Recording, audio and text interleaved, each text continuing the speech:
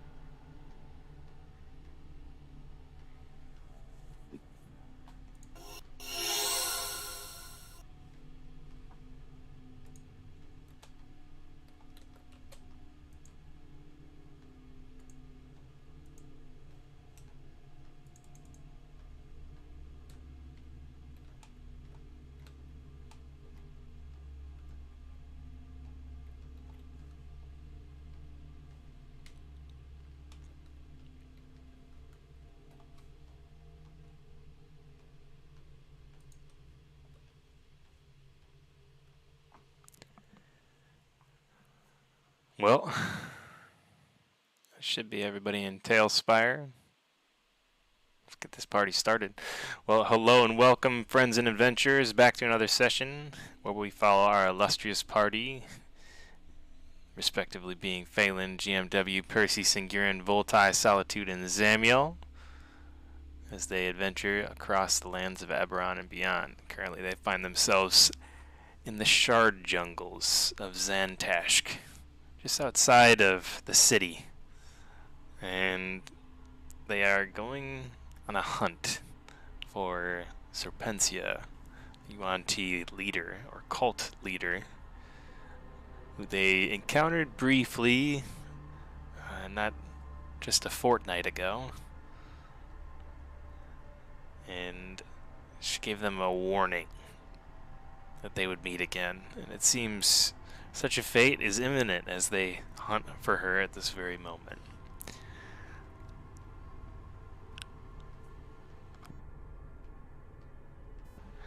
We are a few party members short today, so I'm going to do my best to represent Solitude and Percy, two legendary individuals. I have big shoes to fill.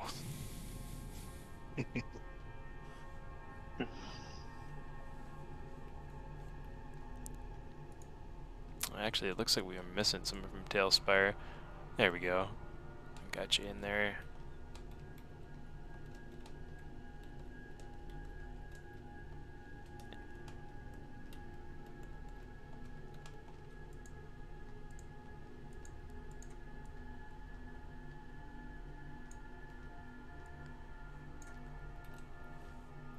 Gonna bring Why, this thanks, down. sir.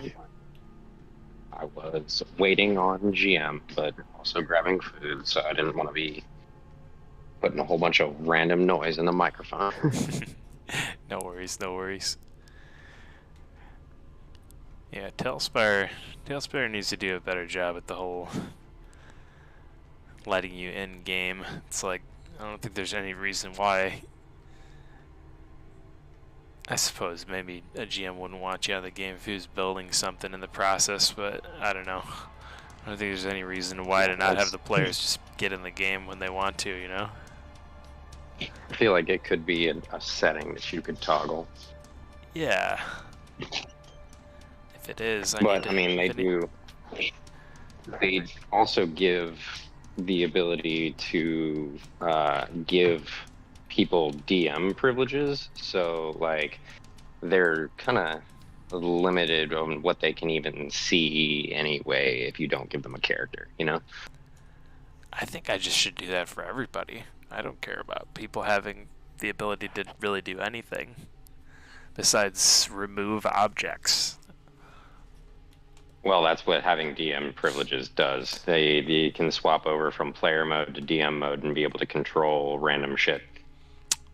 So, probably not the best idea. Yeah, that would be bad. They're like, and suddenly a dragon appears, and he's on our side.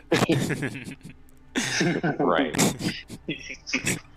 And he's very old. He likes the party. Exactly. He's very old, and he likes the party. He's very old and he's very hungry. They have And he Pez. loves the party.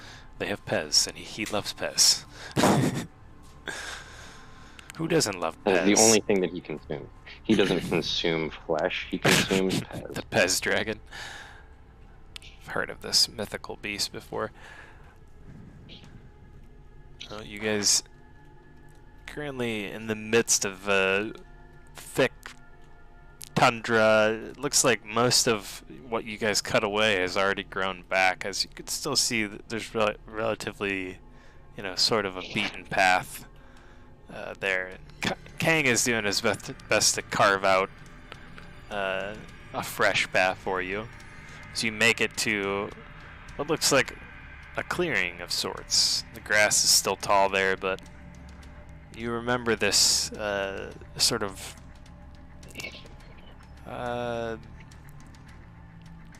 as a monument, maybe, when you had seen a snake come across this clearing and then a clawfoot come and snatch it up, and then right after that the clawfoot was quickly snatched up by what was just a massive Big Daddy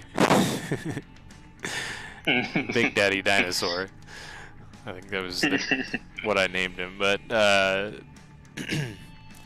yeah, basically a Tyrannosaurus Rex, what we would know as a Tyrannosaurus Rex, snatched up this clawfoot, what we would know as a raptor, and giving you guys some perspective on the size and kind of food chain relative to this environment, and lending some insight as to why everybody's so cautious about traveling out here. That being said, Kang kind of stops cautiously at the clearing and looks around, surveying the area well, looking for possibly something that may want to make you its afternoon snack on this gloomy, slightly humid afternoon.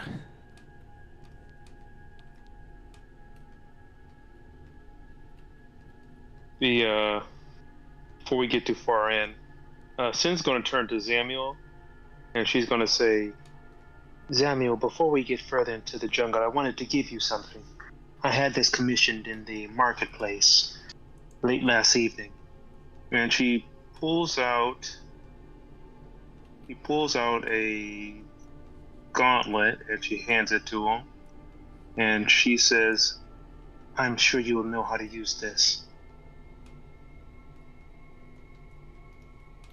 Zamiel like that. looks it over for a second and then asks about what its purpose is. Its purpose is for sealing spells inside during a moment of leisure and unleashing them during battle. A way of saving your magical energy.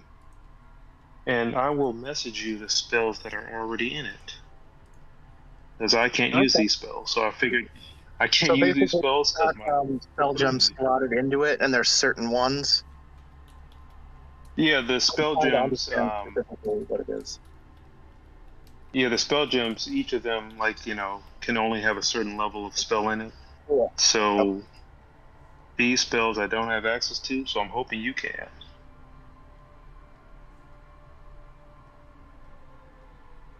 Again, I think Gant he put in some message what they all do, like what each stone represents as far as Yeah, that's pretty much what I was asking. level. What level each stone is, basically. That's all I really need. Since you Identified. You gotta I'll tell just me. type it to you. That's fine. Zamiel thanks you for the useful item and says, this might come in handy. Yeah, good thinking. I actually have that reference if you needed that gems in 5e. Or you're talking about spell gems in 5e? Yeah, yep. Gotcha. Yeah, the wiki reference. It's awesome. Me likey. Thank you D&D Wiki for basically teaching me how to D&D.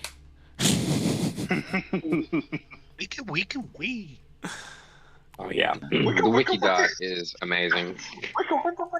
Because I got a whole bunch of books, and I've read 90% of them. Some of them I haven't read. I haven't read all of Wild Beyond the Witchlight. I haven't read all of let's see here. What was the other one? I didn't read all of Shadows of the Dragon Queen. That was Dragonlance. It didn't stand out as something that was going to be a lot of fun. It was very, very, very linear. I've played it. It's alright. I was disappointed too because I was a big fan of Dragonlance books. Yeah, I grew up reading them, so that was the only way. I joined late level. I think it was level 11, and then we also did the expansion Oh, that's fun. with that. Yeah. To level 14, I think we finished 15, 14, 15.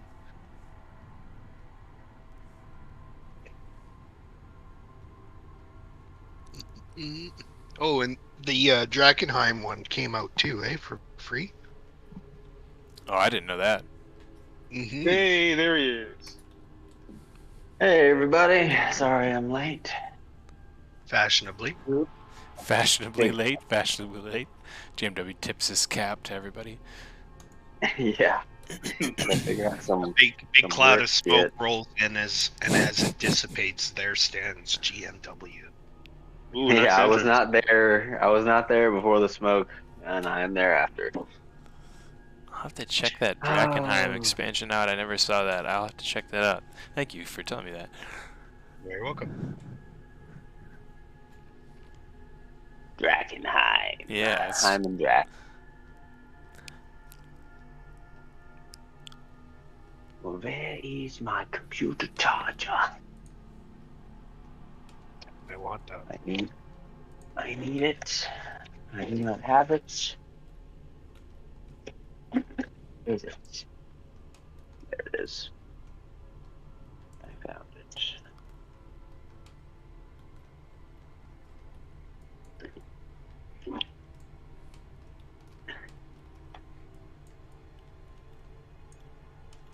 Plug in. Yeah.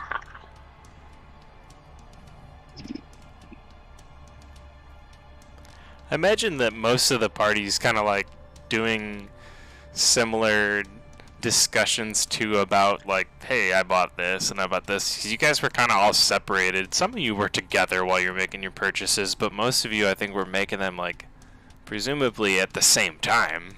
So it would be, you know, probably appropriate to share what you guys bought with one another.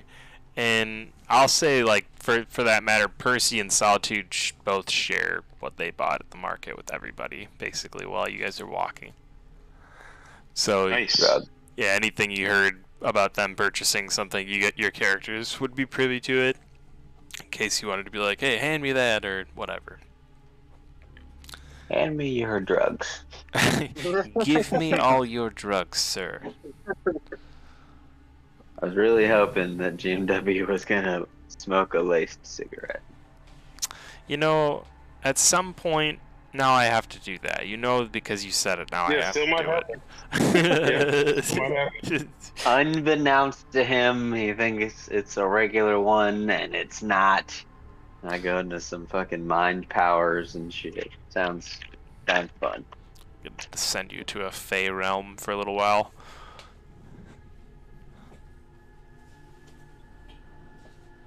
Alright, let's see here. While you guys are having these discussions too, Kang kind of breaks away from the pack a little bit, telling you guys to hold back while he investigates the clearing, and he sees that it's basically clear. Very appropriate choice of words. And he kind of waves you guys onward, beckoning you to follow him in the direction of the ruins.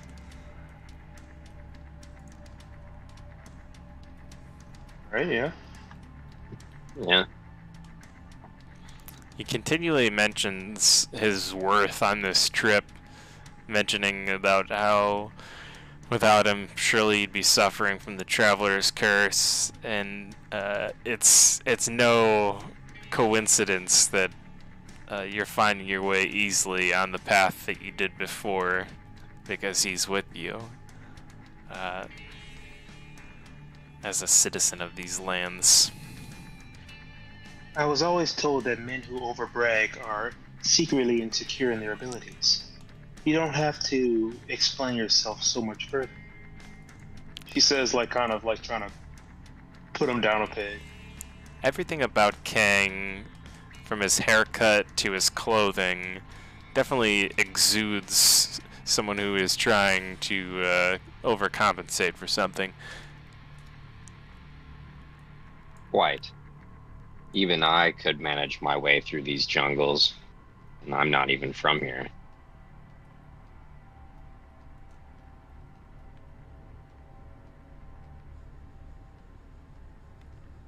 I think GMW would say, those who usually boast the most are full of the most bullshit.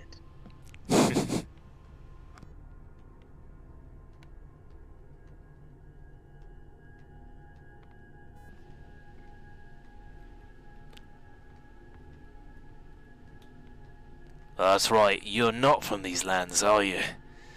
Without me, you'd definitely be lost, trust me. Couldn't see beyond their own canopy here. And it doesn't seem like any of you brought a machete with you either. He holds out his machete, fashioned specifically for chopping down, branches of a thick nature. It's not meant really for battle or combat. And he is equipped with another blade that looks like it is more specified for fighting blade against blade. Will you be actually participating in combat this time? Our last guide was rather sheepish in battle.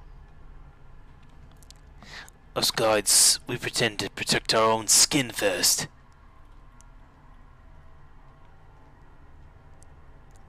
The only answer he gives.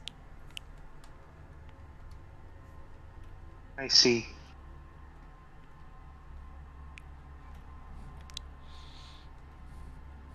Let's see. Who is still... Yeah, we're really at going in starting here. point? Yeah. I feel like we went further in than we did last time. My God. We got Phelan and GMW who are just like picking their noses back there. Whoa, dude. I'm just swaggering in. I take my time. Also, I'm down at my work truck trying to find my fucking mouse because I can't. You literally can't use Silk Fire without one. Oh man, I'm you're just desperate. all kinds of ill prepared for this, huh? I need a mouse. Well, I'm in Tennessee right now. Oh shit. I've been in Tennessee since Monday. I'm in Jackson City right now. I gotta go to Knoxville tomorrow. You're a traveling man. Yeah, work takes me all over the place.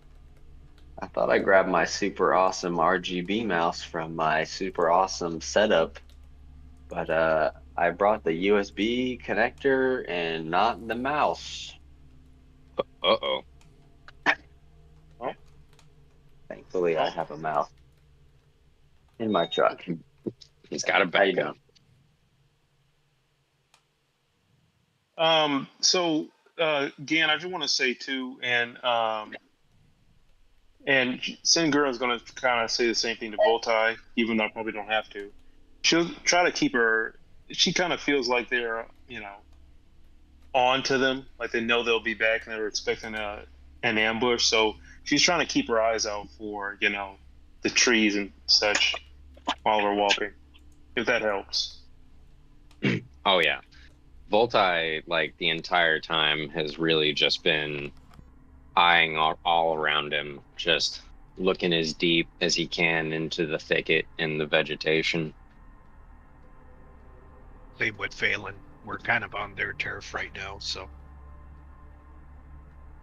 GMW's just walking, dude. I got a cigarette lit. I don't give a shit. Bluey's walking at the back of the pack with GMW. I'll be appropriately placed in a second. I'm on my way back up to my room. Fuck truck.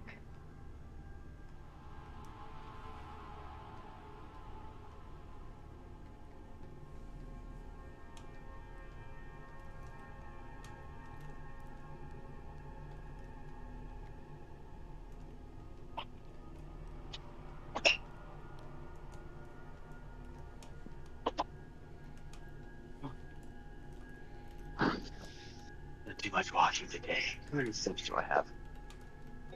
16,000. That's a lot of steps. damn. Like 8 miles. It's actually When I worked in retail, I would average somewhere between 16,000 and 30,000 steps a day. Now I average about 2. Yeah, me too. Me too. I Same here, on a man. slow day. Go ahead.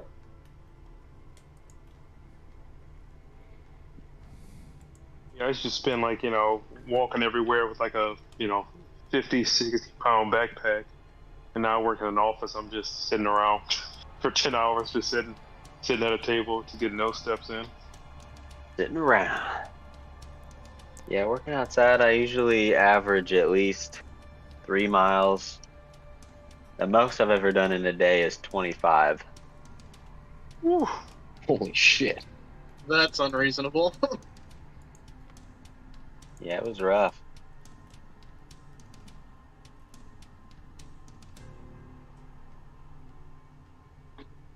As you guys are walking through the thick brush, Kang holds up his hand as if to stop the rest of the party, and you stop, and he kind of motions you all to crouch down. And as you see up about 50 feet in front of you, there is 2 clawfoots. One of their heads protrudes out of the thicket and into the pathway, looking around, nostrils flaring, sniffing at the air. You can see it's joined by its partner close by, only 10 or 12 feet behind it, in a similar fashion, sniffing. Still don't think you need a guide, do you? Says Kang as he kind of nudges in the direction of the 2 clawfoots that are out there. They're hunting. Sniffing around for something. Got a scent. That means they've probably wounded something. Could be dangerous. Creatures, when they're wounded like that, they get volatile. We'll want to keep our eye out. Let's let them pass. And he sort of just lays down in the brush there. And they kind of do just that. They seem to be sniffing something in an eastern direction and kind of disappear across the path into the other thicket.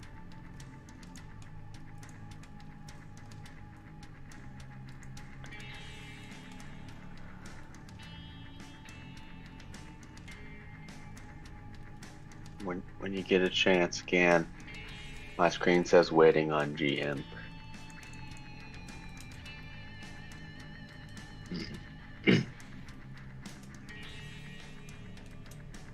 Thanks. All right. No problem at all. No problem at all. We were just talking about that actually shortly before you got here. That needs to be a feature that could be toggled. Yeah. On or off. And I would turn it off.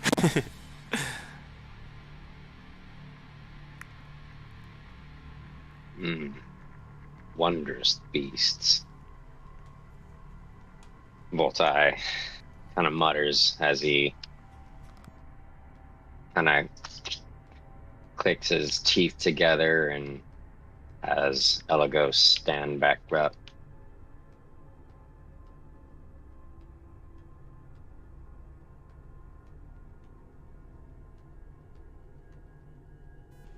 Yes, they'd be a Definitely lot wouldn't. more wonderful.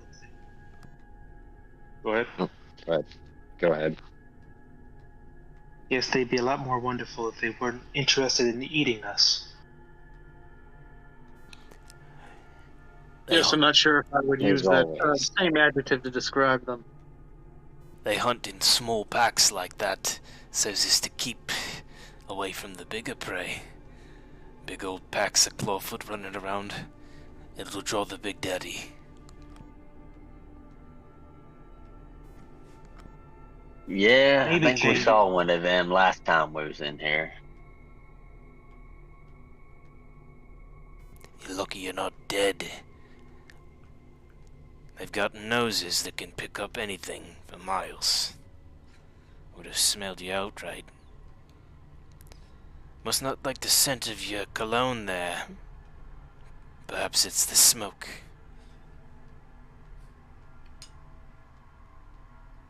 It's an interesting thought. Smoke is dinosaur repellent. GMW, doesn't he have like a Stetson-like cologne too? Like something that's like very oakish, very foresty, very manly. Oh yeah, I remember us talking Yeah. about this one day. the probably old leather and gun smoke. There we go. Old leather and gun smoke. That is the best. That is. Please just put that in the chat so I can pin it. GMW smells like old leather and gun smoke, and that is why big daddies don't want to eat him, apparently. At least according to King. Was that in game chat or RP? Wherever you want. I can pin it in any of the public chats. So, realizing that while yes, those are magnificent creatures, we also need to stay alive long enough to take down our foes.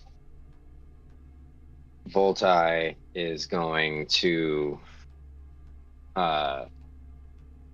hustle back for just a moment to be more into the middle of the group as he mutters some words and tosses some leaves as his like kind of materials out about him, and everyone in range is under the pass without trace spell.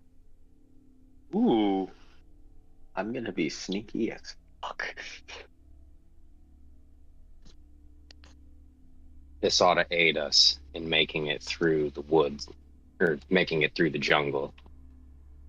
I should probably do this.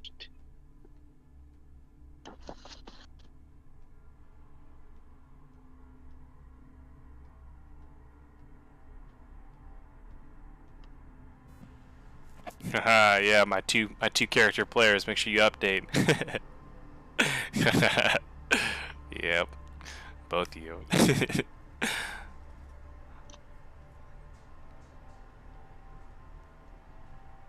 Don't want to be casting lightning bolts. Nope.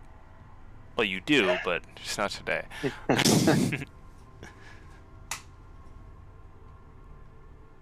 Yeah, those of you that have made any character sheet changes, make sure you update too. All right. Character sheet changes. Character sheet. Oh.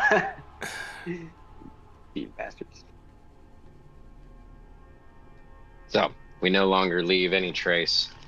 We all get a +10 to our stealth. Yeah, that is huge. Oh You my guys are very stealthy. lord. Very stealthy right now. Best spell ever.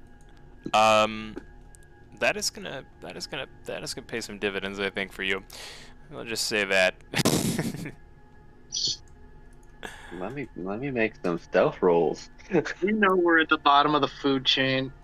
I think- Plainly obvious. I think we have to have, you know, stealth rolls now. So let's just, for shits and gigs, roll stealth to see if you guys can kind of keep a quiet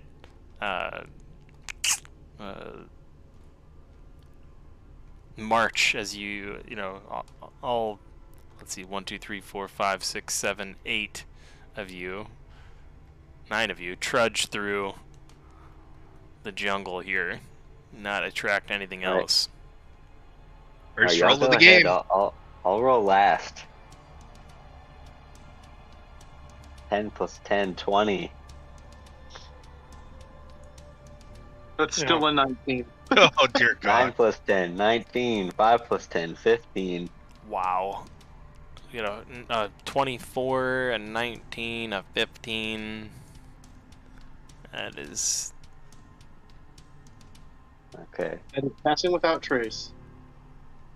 That is passing without trace. No, Alright, everyone. no ones, huh? No ones. +10. How about- I How about a did roll a 1. 24?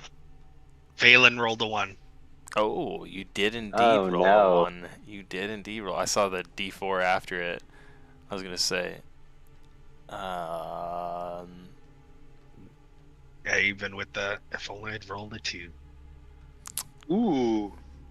I'd have a 16. Nice. Sign up 36. Balance out? That balance Say, out dang, for you these? roll- Yeah, You rolled higher I'd than say you guys are all relatively quiet. Phelan crunches a branch somewhere on his way. We'll say at the very end of your guys' path, just as you get to the ruins. And, you know, like, you guys were, like, dead silent for the, what? It's let's see. Hour-long spell. So. A very long time. But it's about 360 feet from where you're at to the ruins. So for the remaining 360 feet you guys have through this, you know, very thick forest or jungle, you guys are dead silent until you get to the very end of the path, and that's when Phelan just crunches on a branch right about here. I'll drop the spot, and you guys can move your minis up there if you want to. Oh, wait, my boots. I have advantage. Yeah, dude, I rolled piss poor even with my advantage. I'm gonna roll again just for shits and giggles. Just because I can. It's only a 26. You do not need to. You can, and you should. Because guess what? A nat 20 may be somewhere out there. Waiting for you. I only rolled a 26. Only a 26. Just a measly 26. Well, you guys are, like I said, you're all dead silent until the very end, and that crunch occurs right at the end of the path, right before you get to what was once a great Yuan-Ti civilization. Uh-oh. Boltai visibly cringes. This doesn't usually happen to me.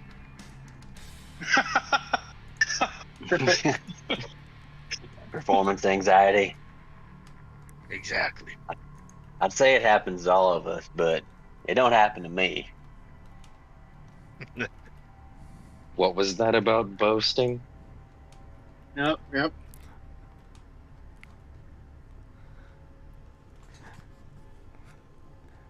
Bluey I'm raises moving nice and quiet, like a Bluey, shadow.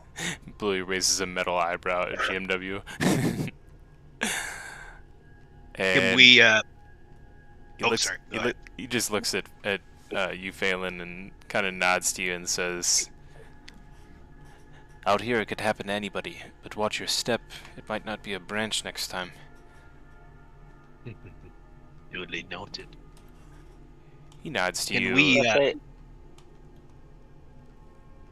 Can I see if anyone heard me? Looking around. Yeah, I think that's a fair assessment there. Roll perception. You're kind of surveying the area, listening around you after that branch crack, and you don't get the sense that there's anything in the nearby vicinity from your perspective. Okay, I'm getting my low dice rolls here out of the way. Sorry, guys. It's all good. Voltai is going to hop off the back of Elagos, give him a quick scritch, and then is going to make his way over towards this wall, this ruined wall, and just start climbing up it. Like literally, he has a climbing speed. He just starts climbing up the wall. If it's any consolation to you, you've made me a very happy man, Phelan. And Voltai, as you get to the top of the wall, you are extremely surprised once you get up to find yourself face to face with Big Daddy. Ooh. Oh my god. As you Oh, kind of no. like your head breaches the path, and you don't realize it until like you're about waist level high above this thing, and just mounting the top of that stone wall when you see a brilliant golden yellow eye, a thin slitted pupil staring back at you. Don't move. Solid. Look.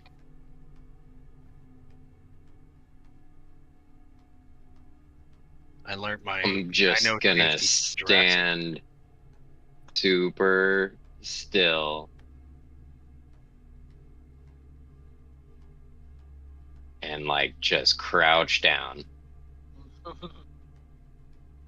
Roll stealth. Gonna whisper, "Clever girl," while you do it. Don't move. They only see movement. This is why we needed a guide. Hell, this is That just would be happenstance. a 36. I'm gonna say intuitively, you follow the advice of GMW whispering down below, and you just freeze solid. Unless you want to duck, in which case it's okay. But your 26 would say that you didn't duck. Yeah, right. Well, it's not even a 26. It's a 36. It's a 36, exactly. Your 36 would say, not only do you not duck, but you closed your eye. You didn't even close your eyes. You're not blinking. Your mouth, which was slightly open when you reached the top of it, it's not moving at all. You're trying to pretend like you never made the decision you just made. Right. This thing is just staring you Tempting. down. It doesn't move, but its eye, you notice, does widen. You can see that it's observing you.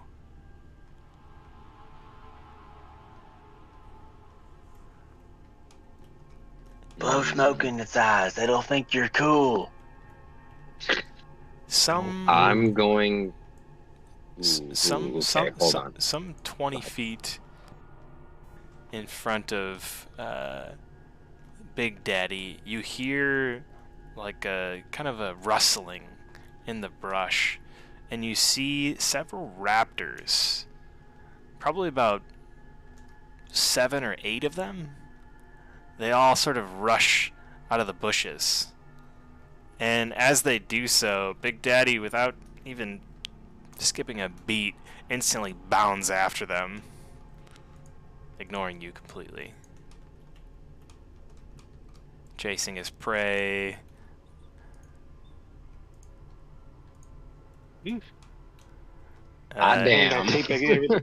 In an eastward direction.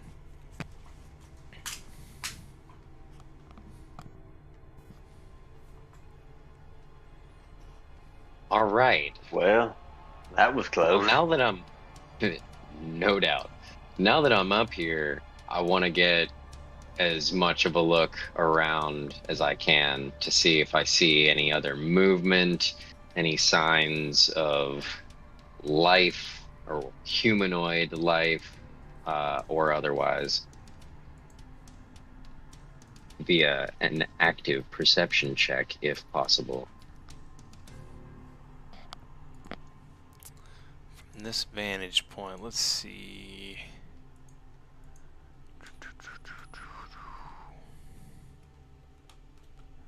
Okay, from where you're at, Volta, I think what you would probably be most focused on is there is an old temple off to the southeast, and I'll mark it on the map for you Yeah, specifically. That looks I see like it. sort of like a point of interest. You can see that there is a few UNT Malisons, like guards, and they're not abominations like the ones you saw before, but these are purebloods. They're pureblood guards basically. Temple seems important then And to have such high class guards. you remember from the last time you were here that from this vantage point, the area you guys had done battle in was over here, and there was like a torched pathway that led to an even greater temple than the one you see to the southeast. That is likely where you would find cult activity, and likely where you'd find your quarry. So I think that's the right word. the big one over here or somewhere off the map via the torch path. Oh, never mind. I just wasn't looking past the bubble yet. I see now. Oh. All right. Well then, in that case, Voltai is then going to just straight up climb back down and do a jump off as he gets to a safe height. That was certainly a close call, but we've almost made it.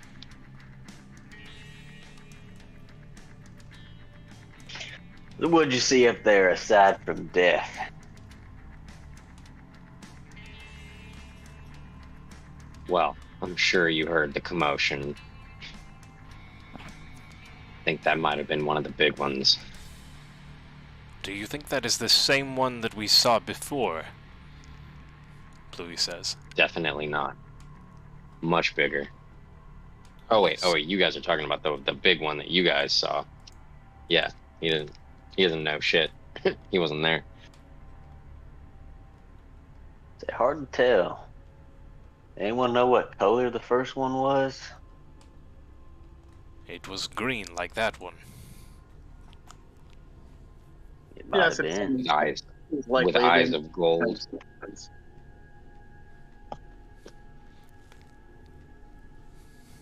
What, Dan?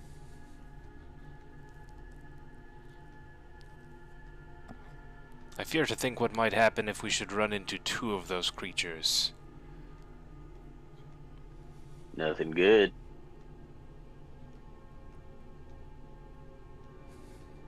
Bluey looks like he's Certainly. deep in thought on how to kill two big daddies at once.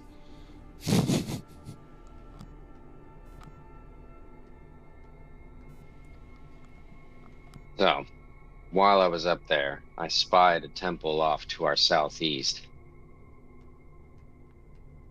Are any of you familiar?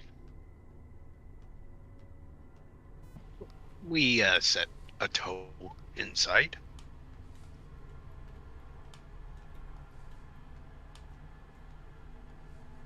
And it looked Maybe about that's- just beyond. To the east, there was another. It seemed larger. However, the one to the southeast had very quality guards. Define quality. They seem to be pure-blooded. That is a peculiar way of describing something.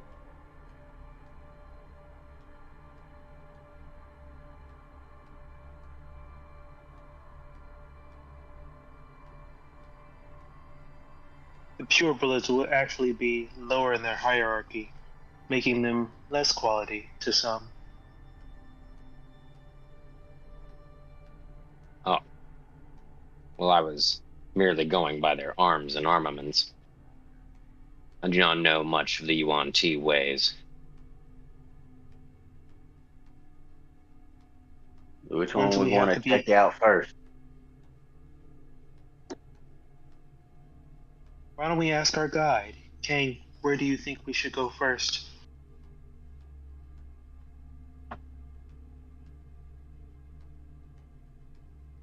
Kang still looks in shock about the big daddies, and his jaw dropped even further as soon as it kind of bounded outwards towards those group of clawfoots. If you're looking for Serpensia, he kind of stutters. I'd say you want to head towards the old temple. And he points in the direction of the temple that's behind the torchlit path. The great massive temple to the directly to you guys east. Alright. Very well. Directly east.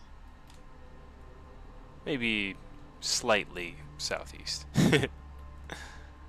Pretty true east. Okay. Voltai kind of clicks at Elagos and ushers forth cautiously.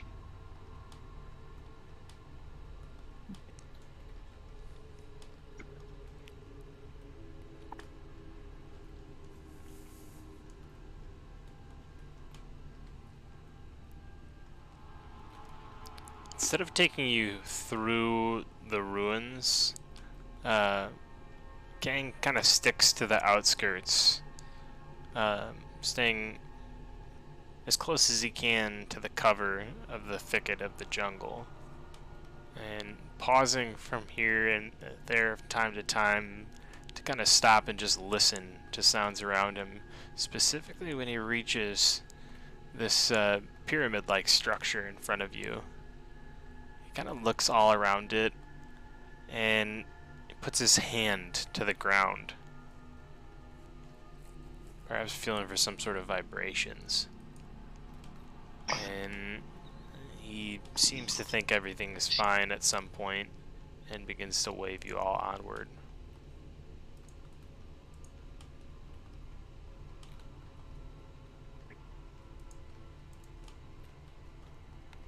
He points to a large archway right here.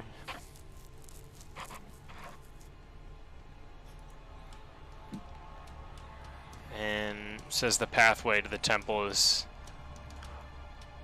due east from there.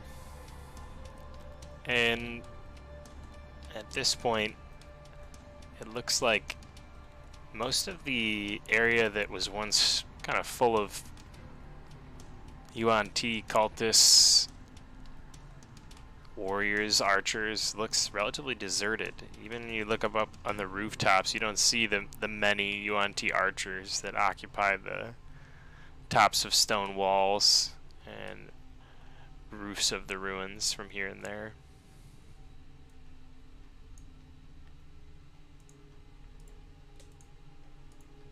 Hmm.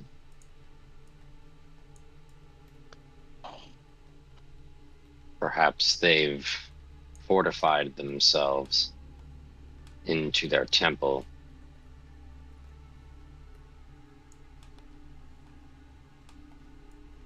I suppose our I original wonder- intent Might have caused them to fall back, yeah.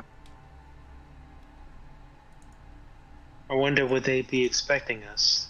Maybe they think that we only came here for Ursendale, and now that we've left and gotten what we came for, we wouldn't return. I think Serpensia expects us. Yes, it seems she knew more than we did at the time.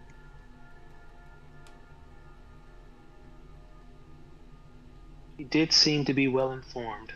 It would be wise not to underestimate her.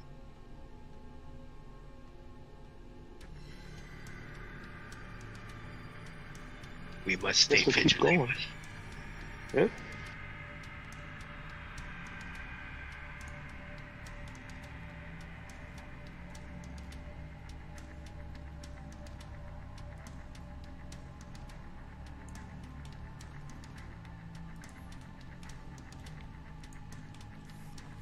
Bluey takes the time while you guys are traveling to speak with Kang and explain basically the entire previous encounter that occurred out when you guys first entered the Shard Fields and fought with the Yuan-Ti warriors and priest.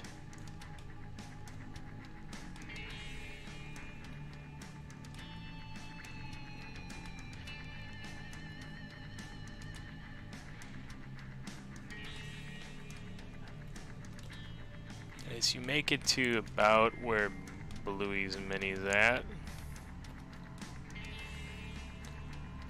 Kang stops you and says he hears something, or motions that he hears something by pointing to his ears and nodding in the direction of the forest. As he begins to walk out in that direction, before you even know what is happening, something leaps from a tree down onto Kang and pouncing down onto him. Its mouth wide open, full of just massive teeth, a tongue that is just slopping out the side of its mouth lazily, saliva dripping and drooling from it, just engulfs Kang's entire upper body, his whole torso and head, and chomps down, picking him up into the air, his feet wriggling outside of its mouth, and suddenly his feet and lower body fall to the ground, separated from the other half. Oh, fuck.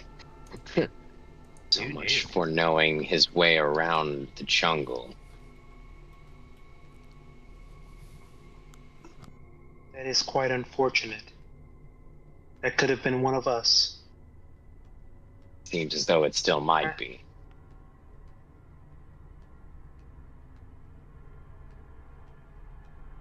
Yeah, she'll get ready for a fight. She'll kind of pull out her weapon and You see the massive beast finish the rest of its meal, and you can now see that it has various limbs and appendages hanging off it, each of them different design, length, thickness. This thing is terrifying looking. It also has what looks like several eyes atop its head in various different positions with no symmetry at all. It looks like a cross between snakes and alligators, and it is utterly terrifying. this is a whole new type of abomination. Could we have? No, I can't do that. Can't do that. So, Can't do that. does it look like it sees us? Is it coming at us? Or are we just like standing here quiet enough that it got its meal and it's gonna move on? As you observe this Yeah. thing, it's so hard to tell what it's looking at because the amount of eyes it has on its head Oh and Lord. the placement of them. Even one of its tentacles has a few eyes on it, and you can kind of see that it looks like it may be observing all around it. You think that this thing might be able to see in a spherical nature rather than a straight line like we can see. Or maybe I should say half a sphere like we can see. Like a fly, able to see all the way around it. Yep. That's a good analogy.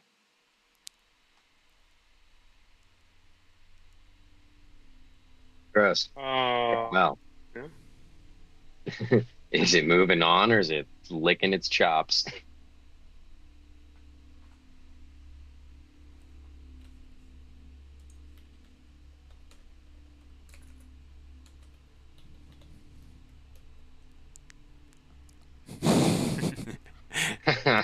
Just licking its chops. I was like, I will answer via Discord so everybody can get a giggle. And everybody just needs to type exclamation INIT space join in the Discord chat to join initiative. Oof. What a shitty roll. Oh, damn it. I forgot to switch characters. Oh no. It's not like it really matters that much, except for this, you know? I gotcha. Hold on one He second. didn't warn you. I can remove you from combat, That worked. and then you can change. Yeah, you are removed. There you go, and then just reroll. Nice. Hey, better roll. Nice. That is an upgrade, sir. Not much, but yeah. Pretty good. 2 good initiative rolls. Nice.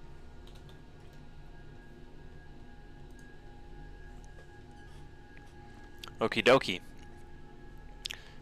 Let's get this party started, eh? Zamiel, that would be you at the top of the order. All right. I have to get used to going first here. So, Yeah. the monster over here in the tree line. He's pretty big. All right. The Cambion will fly straight up in the air. Oh, not me, just him. And he will move here to engage. And he's going to fire his rays at the Odiga. Let's see, what was that? Sorry, it's been a while since I've done this. Can you guys see the monster? Yeah, he's camouflaged. Oh, okay. Just making sure. I was looking hard. I was like, oh, there it is. Are we taking disadvantage on these ranged attacks?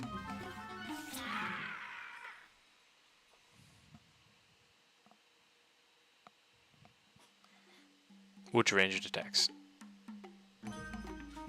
The Cambion just made 2 range, 15 and 22. Gotcha. No. Alrighty. Does a 15 hit? A 15 is gonna hit. Awesome. Then I'm gonna assume both do. Oh yeah.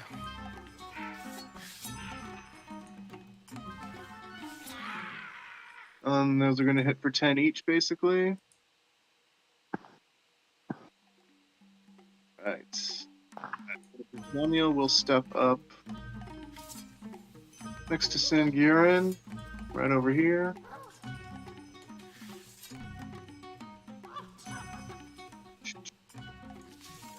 And he's going to fire a firebolt, but miss terribly. Damn. Okay, that'll be my turn. Get those bad rolls out of the way.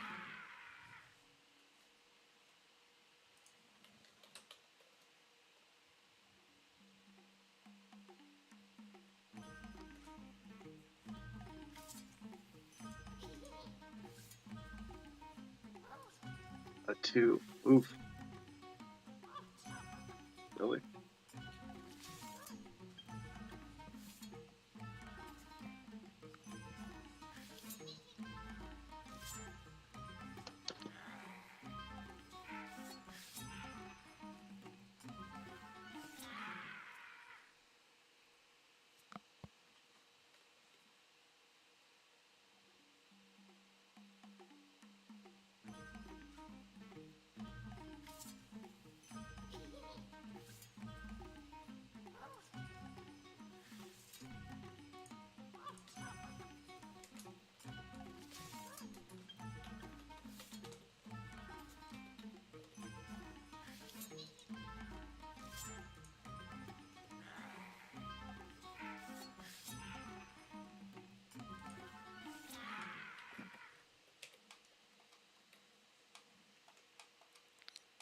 All right, rushing forward in the direction of Phelan. Otyug is going to try and take one of its massive tentacles, suckered fingers atop it, and stick it right on Phelan. And it misses when it tries to do this.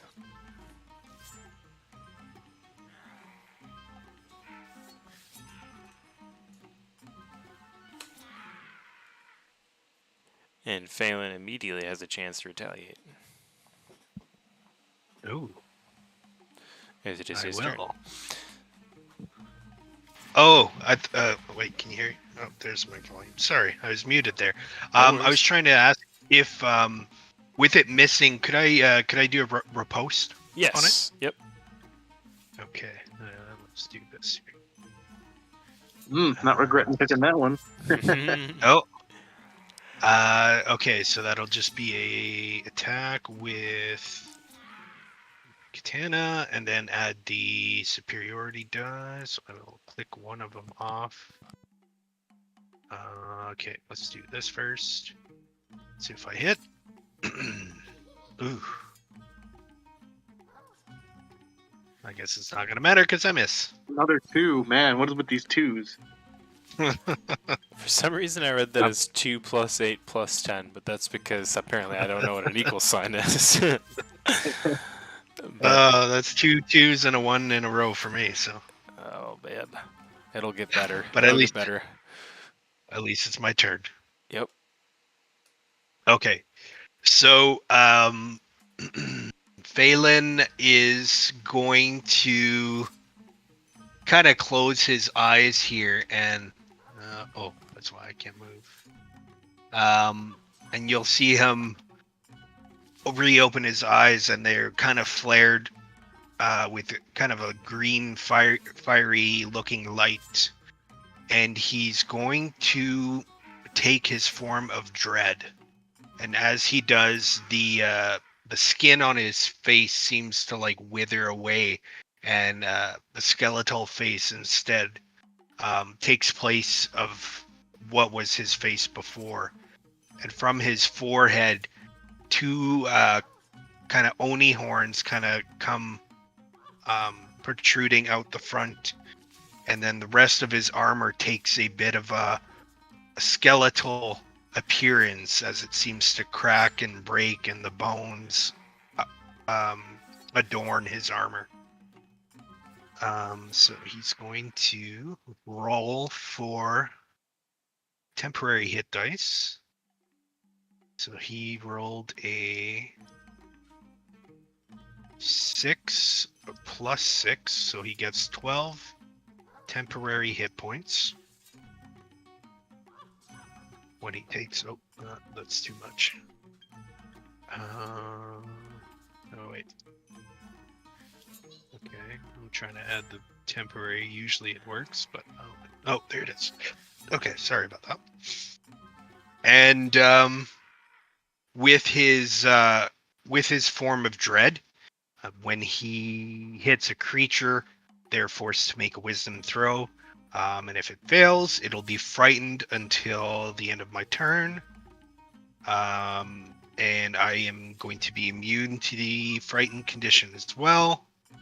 And my attacks will be dealing some extra necrotic damage as well. Deals an additional damage die of necrotic. So he is going to strike with his katana. Oh dear. Rolls a 3. Oof. And we'll take a second swipe. That's better. Yep, that'll hit. 21. So he will take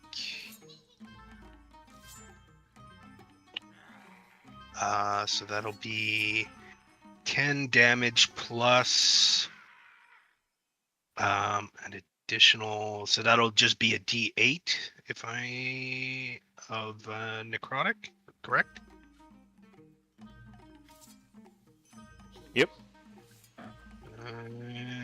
And okay, so D8 right there, roll. So for a total of 13, and it has to make a DC Wisdom save of 16. Or be frightened until next turn. A fail.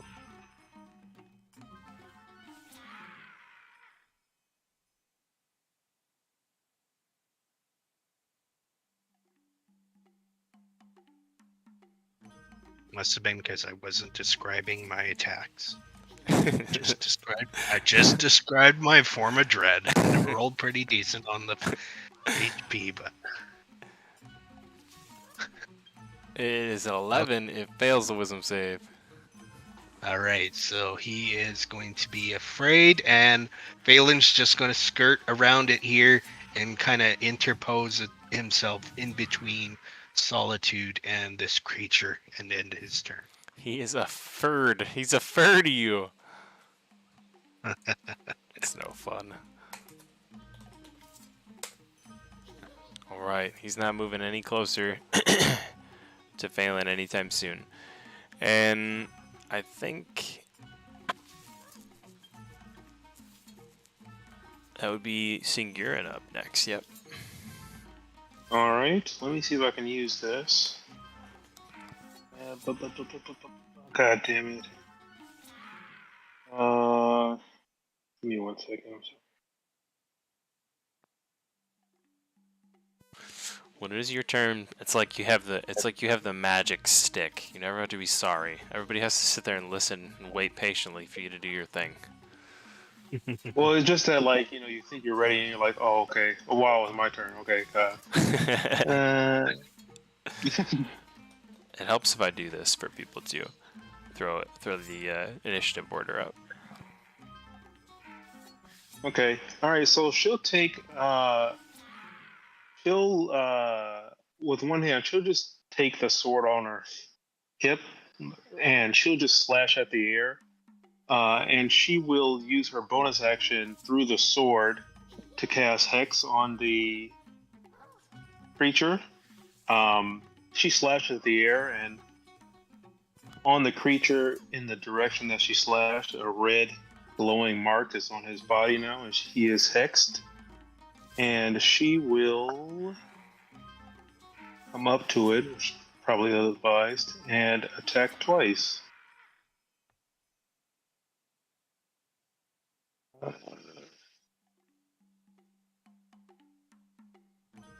She's attacking twice with her spear. Is there a particular ability you wanted to hex? Oh, yes. Strength. Cool. Strength. I keep forgetting to do that. That is alright. Alright. I often forget Hex has that ability also. Okay. And so, did both of them hit or just one? Both of those hit. Okay. And she will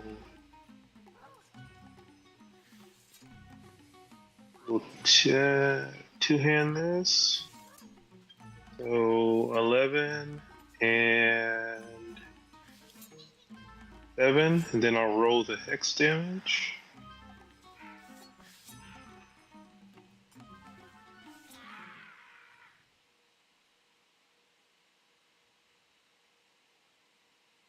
So that's 23 total damage. And that is my turn. Well done. Putting a whooping down Voltai. All right, so Elagos is going to take a quick start off, and as he is doing that, Voltai is going to do quick little fucking juke off his back, land on the ground by himself. So if you wouldn't mind tossing me an Elagos mini, preferably with flying.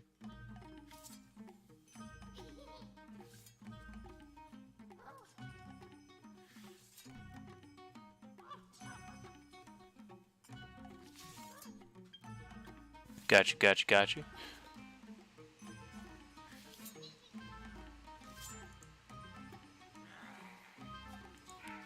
I'll just put him off to the side when I'm not using him.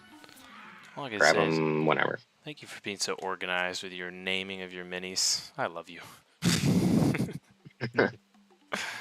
Hey, I'll give you control of Elagos too. And then I'm going to make Elagos unique. So I don't think I did that last time.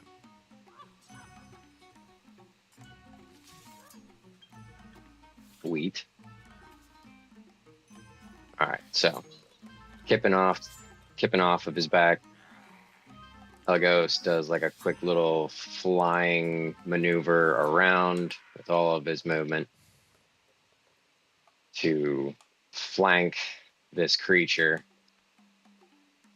And he's going in for a bite, trying to aim at one of those gnarly looking tentacles.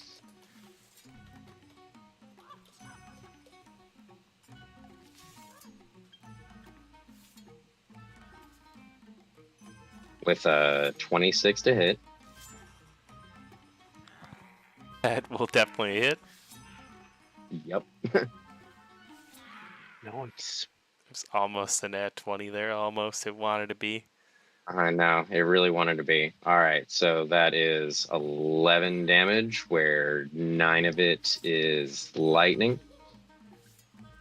And at the same time as he's getting a good old snack, Voltai is loosing his bolts of lightning.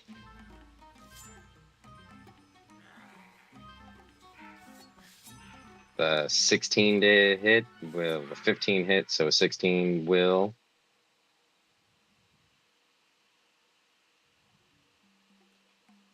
And a 15. Man, skin of my teeth on those ones. All right, so that is 1d8 plus 5. I want to say, even though like it was a 16 and a 15, you were like just, you know, a hair away from missing there. Your arrows were so close to one another because of the 16 and the 15 that they're only like, you know, like a centimeter apart. Right. Voltai's a dead eye. All right, so that's 12. I'm gonna do my math real quick. Another 6 for 1. 11. Another 6. Let's see. All right. So 18, 29, 34, and I'm also going, Elagos is going to charge up one of those bolts for another d6. So what was that? 40? Yeah, 40 damage.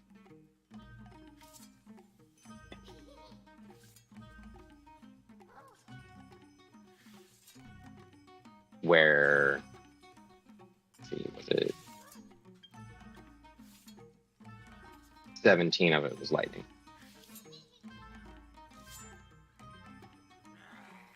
Thing. Hefty indeed. So he's taking a pounding in the first round.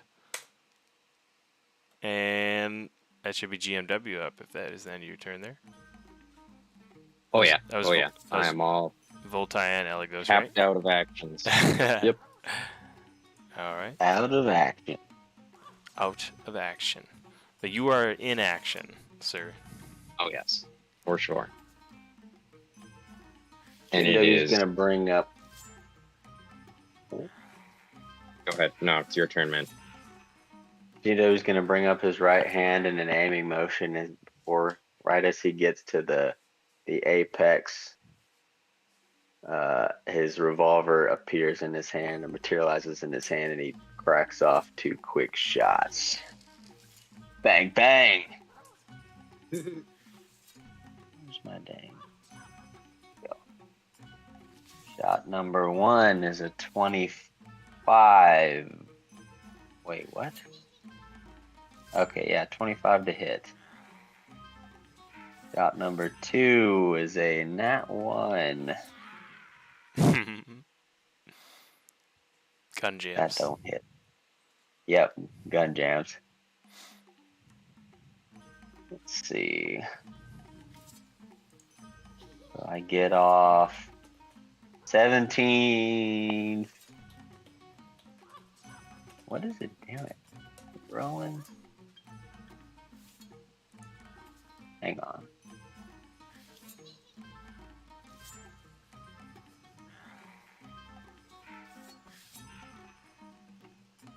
Why is it rolling doubles? Triples. 1, 2, 3, 1, 2. Interesting. All right. So 21 for the first one, 17 damage.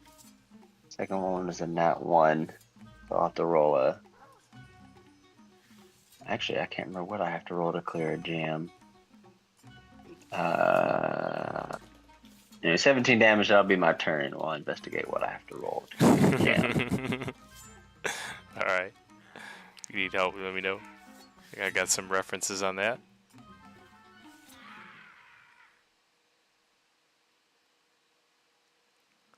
Dex check.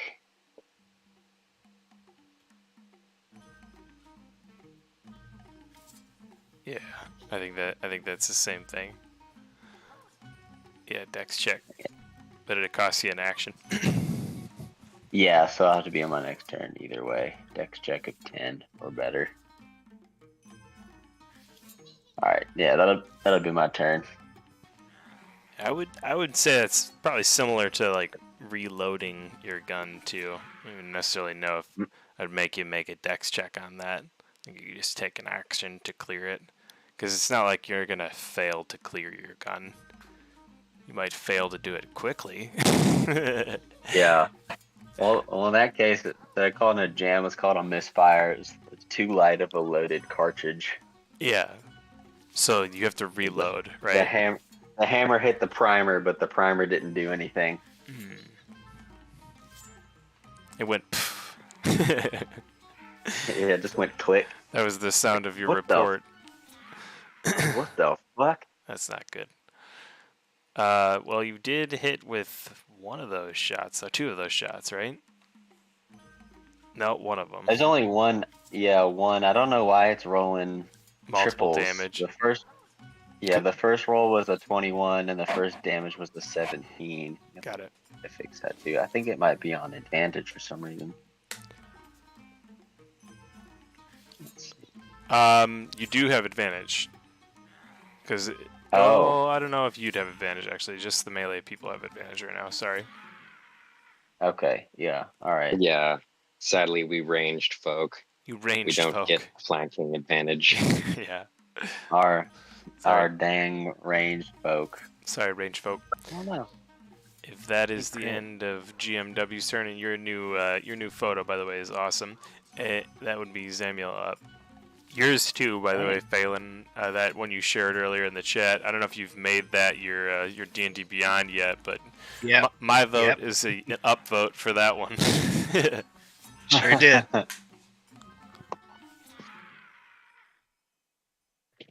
Alrighty. This pesky guy is, you guys have been doing some decent damage to him, that's for sure.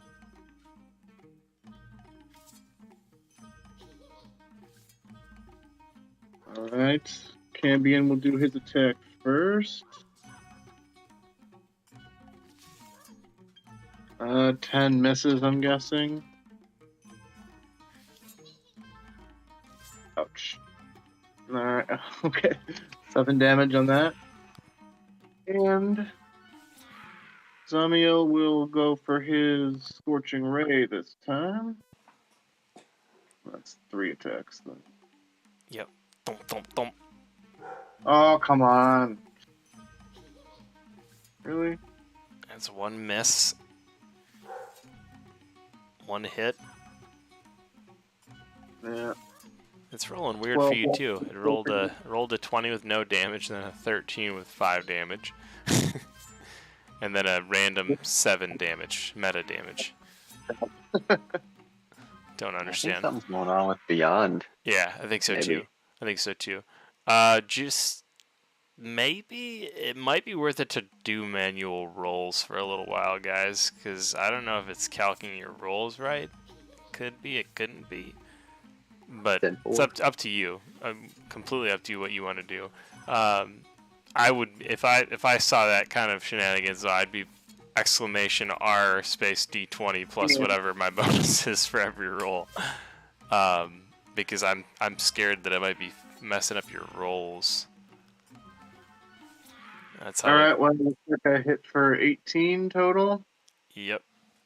Nah, You're doing all Something. right. You're not to say you guys aren't doing lots of damage every turn. So you're not doing well, terrible. not exactly putting maximum effort in at the moment either, for Well, good reasons. Maximum effort. an 18. Yeah. 18 Well, majors gotta all save their effort for the maximum effort moment. Deadpool. You know exactly what I mean. Your 18 total damage leaves the Otyug bleeding and looking to be near death in its most desperate attempts to stay alive. It is going to... Let's see. Someone's gonna get one blow. Who's gonna be? It's gonna do what I would do if I was if I was dying and surrounded by people. It's gonna bite the nearest person, Mike Tyson style. It's not gonna Voltorb and detonate itself. Watch your ears. That's right. Watch your ears.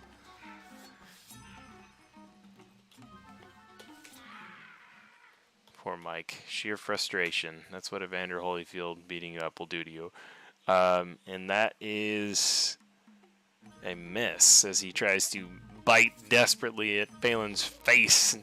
Phelan, you see his teeth just kind of snap right in front of your nose.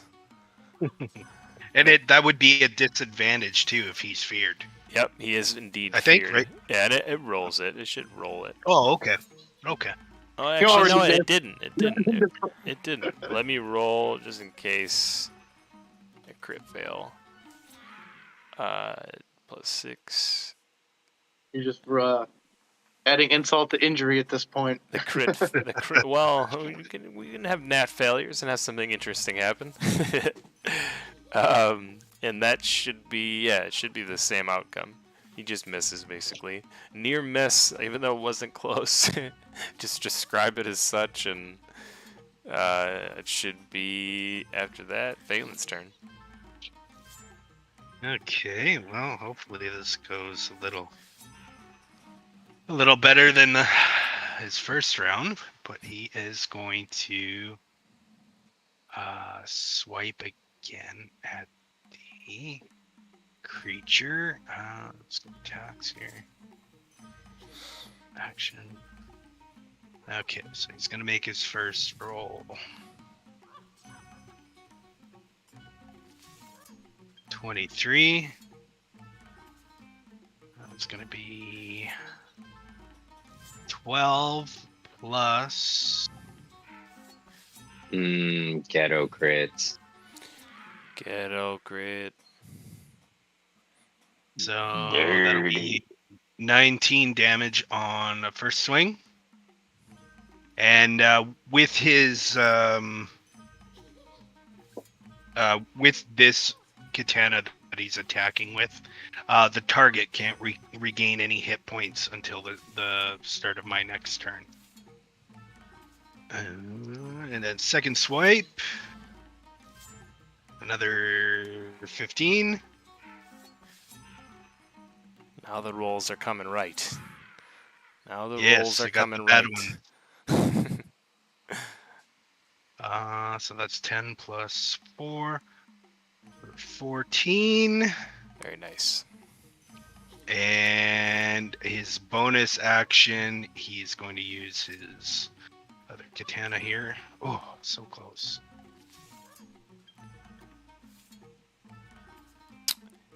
Do more than 2 points of damage, it's gonna kill him. So let us hear how it happens. This is the time for the over description. Okay. Phelan's gonna kind of, this is all flavor here. With his warlock shadow powers, he's gonna create some illusions of another couple of him kind of showing up, and as Phelan maneuvers gracefully, he's going to twirl his katanas in a kind of a shadowy flourish before he unleashes a rapid barrage of strikes, while the Otayug, kind of like drumming it into his face, kind of leaving it disoriented and a bloody mess. Just slumps down to the ground after Phelan's finished with it.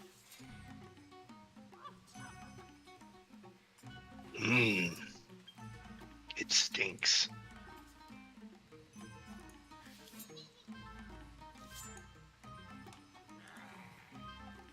Voltai, can you sense any more?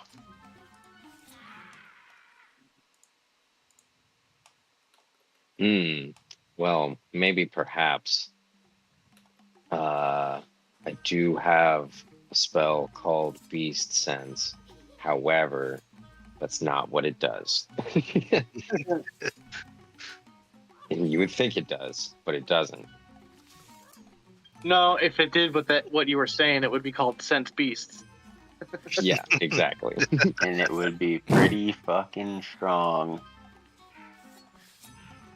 Phelan will whip his katanas kind of off to the side downwards to kind of whip the blood off his blades and kind of clean them as he'll resheath his blades. Just a perfect paintbrush style line of blood spatter falls off his blade. Oh yeah. We must keep watch. Who knows what else is out here? And unfortunately, we lost our guide. So much for him.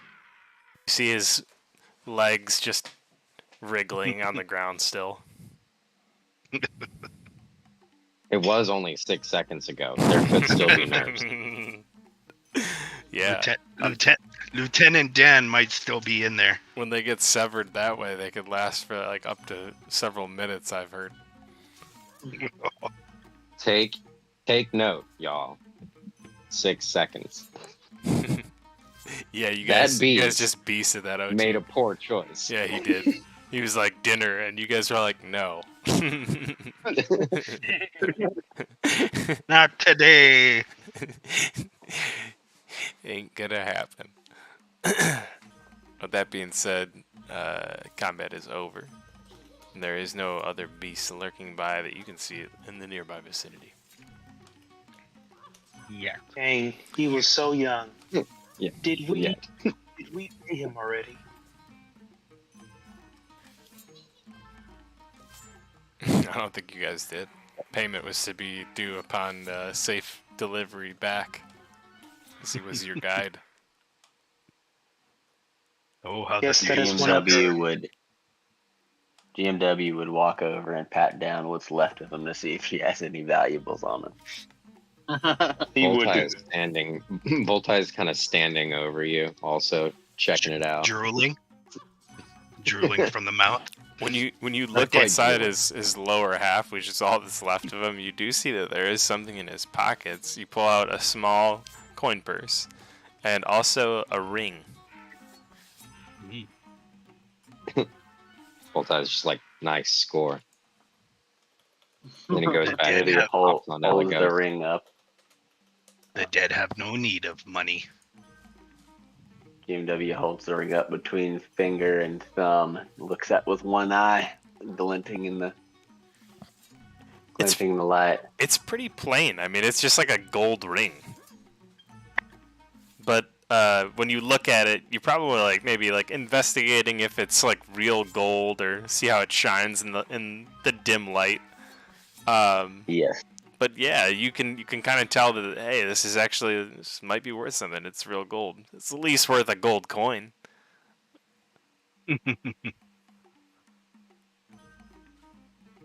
Well, better than nothing. You don't need it now. Sadly not. Hope he didn't have a family. GMW puts everything in his belt pockets.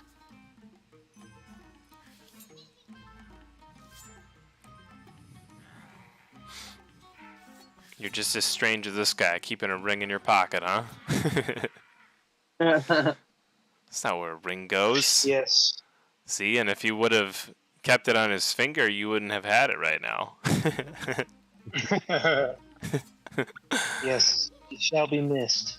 But he did do his job. He told us where we should go next. He did that. He did that Right, much. he did tell us. He got you halfway there. Yeah. And you can see that the path leads upwards towards the temple. And at this point, you can now see that the temple shows the first signs of life outside of the vicious beasts that you've encountered so far. You see Yuan T guards kind of all over this temple, and it looks like they're on each level of it as they go up, kind of scattered around, perhaps gathered in waiting for something. Perhaps waiting for you. Can we like duck over and hide? Because I think this is the first of us seeing it. Yeah, she's gonna just dive in this bush real quick. Yeah, absolutely. As you guys kind of make it to the clearing and begin to see that, you definitely, I'm sure, would all kind of peel to the right side of the road, maybe off the beaten path a little bit, and they take cover from the view of the temple. Even though you just fought the Otyugh in the middle of the street.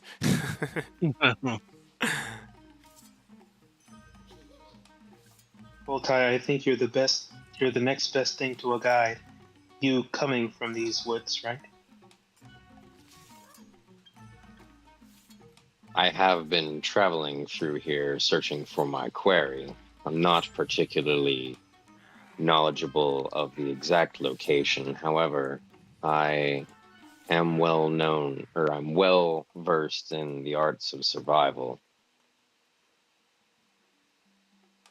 So I suppose that does make me most inclined to be the group's scout. That is very Yeah, well, Louis survivor. says. But you are not a citizen of these lands. You are not born here. Thus the traveler's curse will affect you as such. If you believe in such things, he looks around at the rest of the party members. I for one do believe this. I am not accustomed to believing in superstitions or things of this nature, but I do find it interesting how easily we found our way back to that clearing, and I remember coming to it much quicker than we did before.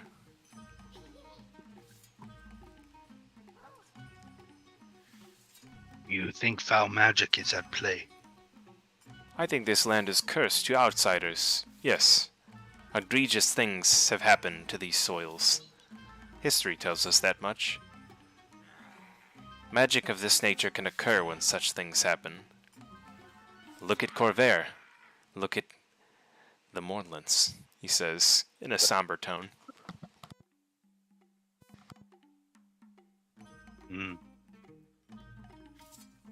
Well, we're stuck in it now, so we gotta find a way out one way or another.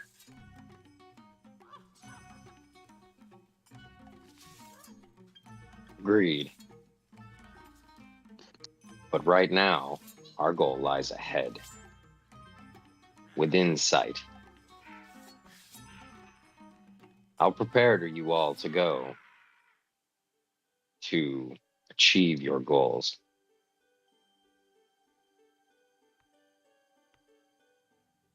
Well, let's just hope achieving this goal leads to this making some sense. Don't seem like there's much sense to be made out here. I know what I'm looking for in there. And I know how I would like this to go. But I would not like to hinder what you intend to do.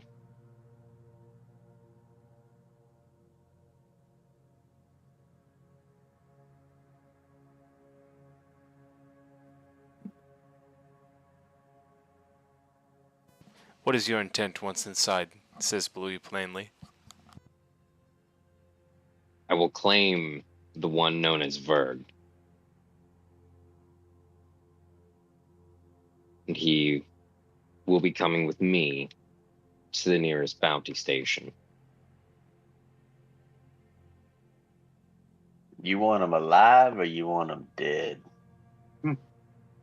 Preferably alive, so that he may serve his time, and there can potentially be justice. Well, alive's But always more difficult to bring along. agreed. However, if he resists too much, I am not opposed to bringing a corpse. That's how I usually bring my bounties in. A dead body can't fight you back. Bluey looks at I was about to say Artemine, dude. I swear to God, Bluey looks at Voltai Voltai very directly, and says, "A proposal for you, then. We will not get in your way, nor cause interference. In fact, we will help you in your task, and you shall receive your bounty on this very day. Consider it an interview. But if we are successful in helping you, you must come with us and join us on our quest to solve what is true to be the draconic prophecy, and whether or not these individuals among us are amongst those fated to stand at the end." You have, or Bluey and everyone else really, have a hard time distinguishing what Voltai's reaction is to this, as all you can see is just his masked face, his big old helmet. I wish it was cold. It's humid. However, you can see steam coming out of his helmet. It's humid. That's it. Bluey, however, would be able to peg, given that they're kind of looking each other in the eyes right now, peg Voltai's silver, like almost glowing silver eyes widen, and then he looks amongst all of the party members, each one able to see his clear gaze for a few moments at a time. And then he looks back at Bluey and says, "Truly, is that so? Interesting that I might arrive." There is a war coming, and I am recruiting soldiers, Voltai. I want you to be among them. I ask you to observe our own talents and see if we are worthy companions to you. If you feel it is so at the end of this, I will explain all that I know to be going on in the lands of Eberron to you, and you can make your own decision as whether you are to come with us or not afterwards. I just ask you to consider it." And he sort of kneels like a knight and stands up proud again. I have lived my life serving draconic prophecies. That is your intended path. I will indeed consider your offers.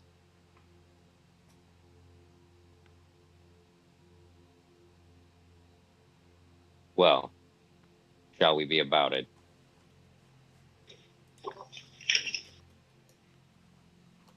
Yeah, Sin she sees Bluey make this display, and then she looks like between him and Voltai, and she kind of looks at Voltai different now, seeing Bluey's kind of pledge to him and whatnot.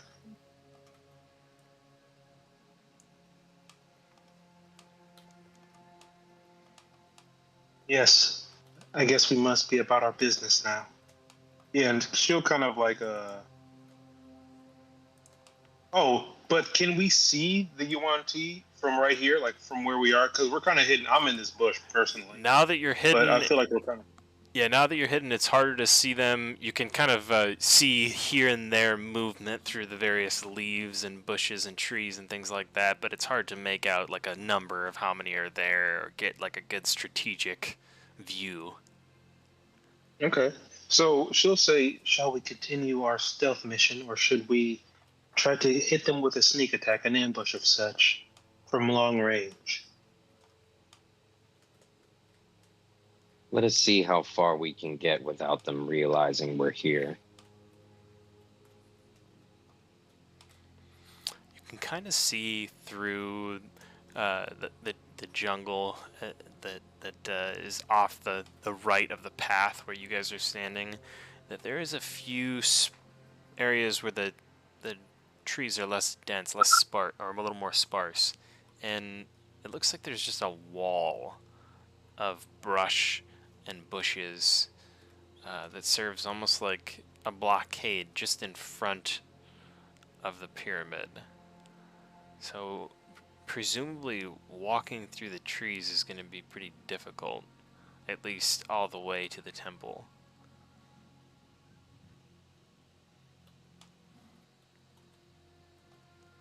Can we try to maybe make our way to the left? Come across the side? Yeah, the left looks much more forgiving to kind of like a sneak attack. You can see that there is numbers of Yuan T kind of on the outskirts of the building, but there's more of a room to, I guess, maneuver to the side or back of the temple from the left side. The right side really just offers you a front-facing entrance.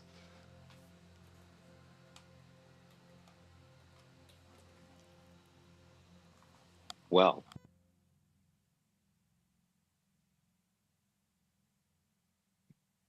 Voltai begins moving to take the left-hand path, scuffling through the woods.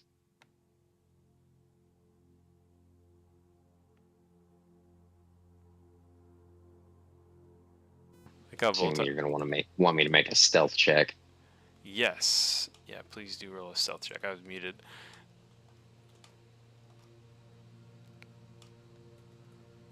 I mean, I think Sin will follow him if he thinks that's the best way. Hey, Jim W. Probably go behind him. Go behind him. Remember, all, you have a +10. I still have not lost concentration on Pass Without Trace. Stealth checks for everyone. So that's a 30. Now, let's see a stealth check from anybody who's traveling on the left side. We'll say how far it gets you, where you guys end up based on your stealth rolls, how far you're able to get. 30 for Phelan as well. Wow. This is gonna be, I think, fortuitous for you guys.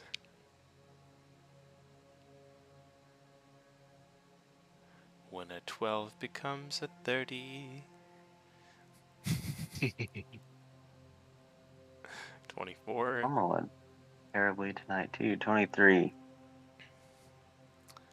All right. Yeah, when a 1 becomes 23. When a 1 becomes 23, exactly. Yeah. It is a 1, though. Yeah. Crunchy, crunchy. Oh, wait, I have an advantage. Hang on. Yeah. I forgot my boot. Well, that's helpful. Yeah. There I'm you at a go. 40. Holy. That's How better. is that possible? That How is that is possible? a lot of dice. I have a GMW plus. disappeared. I have a +12 to my stealth rolls, +10, and I rolled an 8, +22. GMW. So the whole way here. GMW literally, like, he's got like little leaves poking out of his cowboy hat. He's like wearing one of those bush coats. I have put the camo oil paint on my face and hands. That's where he was for the first 30 minutes of the session. He was in the bushes disguising himself. He's like Arnold The whole way Schwarzenegger in here, Predator. the whole way here, you guys have heard the clinking from my spurs, and suddenly it stops. Silence. He has oiled smoke in the night. As for the rest of you, as you creep through the trees, I'm going to allow you to position yourself wherever you want. on the side of the temple. So I'll drop a bubble, and you can put yourself anywhere within that bubble. Okay. Oh, hot dog. Hold on, my laptop's slower than fucking molasses in the winter. You get a. I'm sorry, I was typing. Can you repeat that? I'm sorry. Oh, you talking to me? Yeah. You get to go in the bubble. Short and Okay. sweet. Where is she bubbled? The bubble is just to the left of the temple, if you are facing the temple. What? And I'm going to move Bluey and Solitude and good old Percy over there. I got hit a little too easy. Too good. I can't even find on any. When you hide me see. yourself so well, not even you can see you. Okay, there it is. There it is. Okay. I'll drop the bubble again, sorry. Should have left the bubble up.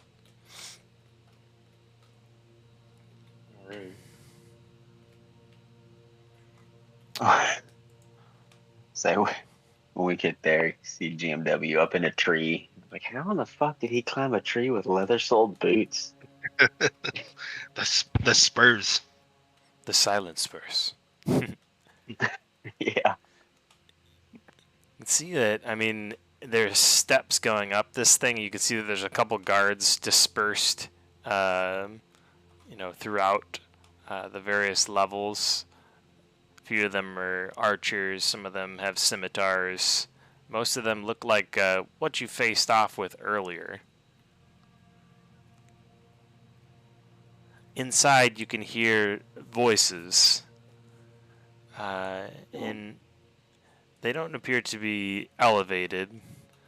There appears to be group conversation occurring, sort of like a crowd of voices.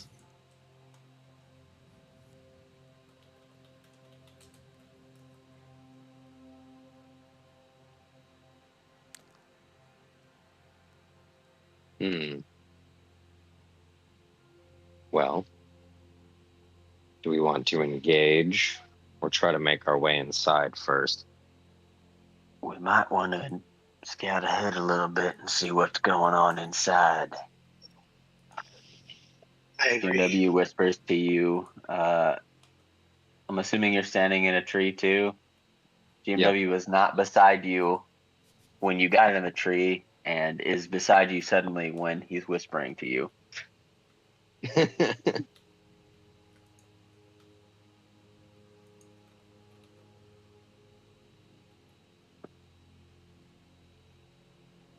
Yeah, it might be wise to make our way in and fight from above. We at least need to see what we're up against. Agreed. All right, so yeah, you and me. Not Artemis. I did it! Voltai I've done it. is going to drop off of Elagos, who's also up in his motherfucking tree with him. Let me drop Voltai off and put Elagos there to remember where he was. And we'll make our way. I got away downtown. I think Phelan will just post guard down here as you guys do your recon. Faces past that I'm homebound. No. So, assumably, we're making stealth checks here too. When you make it up to this level, you see this massive blue crystal just kind of just sitting there like it fell from the sky, perched atop a bush just to your left. And it looks like a Cerberus shard. Oh shit. We need those, right? I just say we might want to take that either on our way out or in the confusion. On my out. You were closest. Wait, why is Uh, Zamiel here? Is Zamiel coming? Are we all doing this, or are we just doing a recon and coming back? Hey, I I think you want to do. guys doing recon. I'll Yeah, stay do a here. recon and come back. Seems like a good spot for cover. Fine, Zamiel will spend the time trying to take the shard while you guys do the recon. Sweet. Although again, I am curious. What kind of a roll would I have to make to splinter cell this and silently break the neck of that guard over there to the right? Just hypothetically. Roll a stealth check. Roll this down, Jake. Oh, plus 22. Another Nice. 40. You walk up behind him and snap his neck. I was gonna say, I don't know. I don't know if you're gonna not beat the DC that I put up with a plus 22.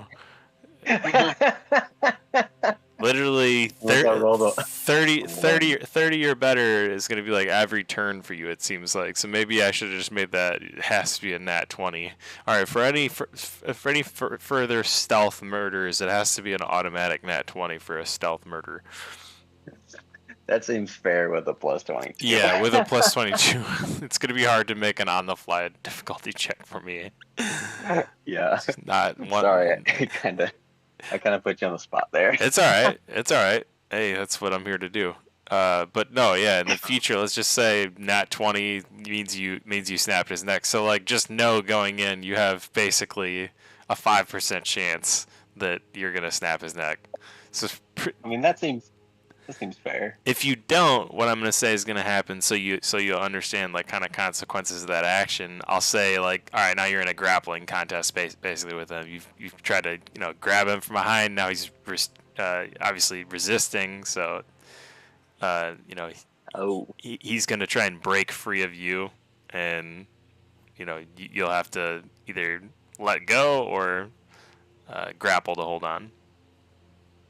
And I would say grappling is the right answer there, because if you let go, he's probably going to bop you with a reaction attack. oh yeah. Yeah, I follow on all that. It makes sense. I definitely don't want to get any grappling matches because GMW is not particularly strong. Even so, I applaud your stealth kill and the idea. He lies with his snakish neck twisted in a way that looks unhealthy even for a snake. I joined back to Voltai. Sorry, I had to work out a little bit of anger there. Should we continue? Indeed. I just can't stand fucking snakes. Something about how they slither, man. It gives me the heebie-jeebies. For all those who have not picked up on, GMW has a fear of snakes Nice. and a hatred of trains. You don't need to roll anything to kind of like harvest it, Samuel. It's literally just sitting there. But roll a nature check for me as you kind of look at this Cerberus shard. But imagine you're like, what is my luck? Basically this thing is sitting right in a place where I can grab it. I don't have to go out and harvest it like most of these guys are having to climb up into these tall trees or fight some massive beast. You only have to, gently sneak onto a Yuan-Ti temple, and there's a crystal waiting for you. If only they were in more convenient locations.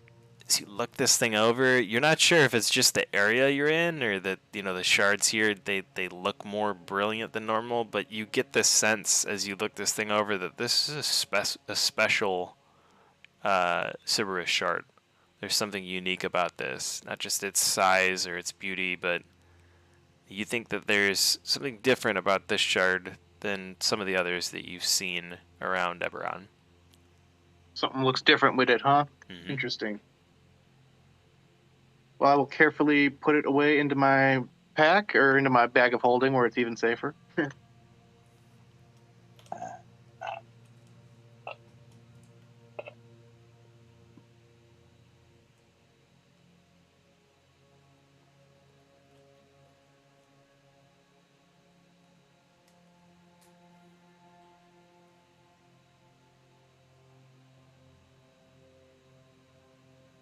Me and Voltile continue making our way downtown up this pyramid.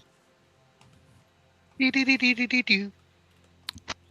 Yeah, you find that this area of the pyramid, after snapping that guy's neck, is relatively unguarded. Most of the guards are dedicated to the front-facing area of the pyramid. You can kind of see that as you mount the top of it. You can now hear that there's a conversation going on inside, and it is strictly between. You can kind of recognize that voice, the voice of Serpensia and a commoner. And I say commoner because he's speaking common. Speaking common. You can't see Hold on. this other creature where you're standing, GMW, but you can hear their conversation is one that is basically without the context of what was occurring previously. It sounds like they're preparing for some sort of event that is due to occur within the hour, and specifically calling it the hatching. Oh, okay. That doesn't sound like something we want to let happen. Yeah, that don't sound good. You want to give a little peek and see who she's talking to in there? Indeed. BMW will crouch and ease on up to the doorway, walkway, little area. Or we're gonna And see if we say can stealth roll to peer see if you guys inside. can be sneaky enough, even with your massive bonuses, to sneak up and see who is inside. We ever figure out how to roll with advantage in Avre? Dash ADV at the end of your roll. And if you're doing it from D&D Beyond, I think you just right-click the button, and there should be a roll with advantage option. Error, unexpected. Oh, do I have to do space dash ADV? Yes. Yeah, always a space between every argument, I believe they're called. All right. 35. I'm trying to learn how to code here, man. No, that still didn't work. Is it space What do you... dash space? Probably. No, just space dash ADV.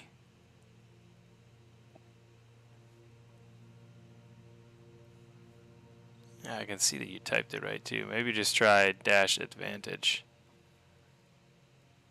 Advantage. You spell it right. That ain't right. Advantage. There's not a B in there. Advantage. Yeah. I'll just roll it twice. Yeah, I don't know why it's not doing it. That's weird. So I'm pretty sure you're typing it correctly. RD20-ADV. Maybe it doesn't like the pluses. No, it's not doing it for me either. Okay, let's do it like this. RD.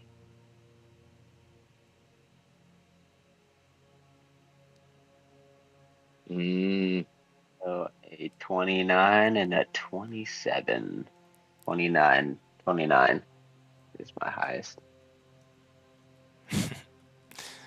I got the 35. All right, you guys peek around the corner. You're able to see inside, and you just bob your head around just for a moment so as not to be noticed. GMW, you see something you haven't seen in a long time, a blue cultist, which you're surprised to see here.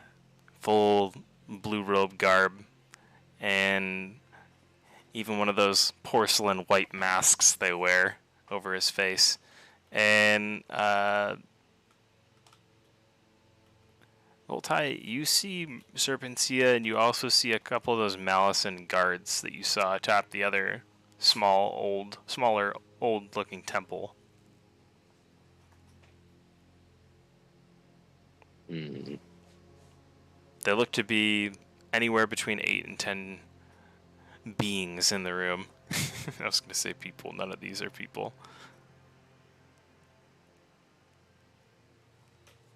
Life forms. Life forms. Yep.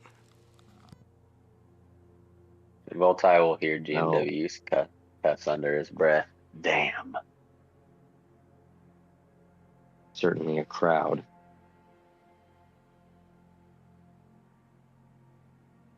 Well, we ought to let the others know what's up. And then come back and bust up this little party they got going on before whatever happens. Agreed. Let us motion them to join us. Let your Yeah, GMW. let your stellar stealth checks be your safe guide down as you make it back to the party.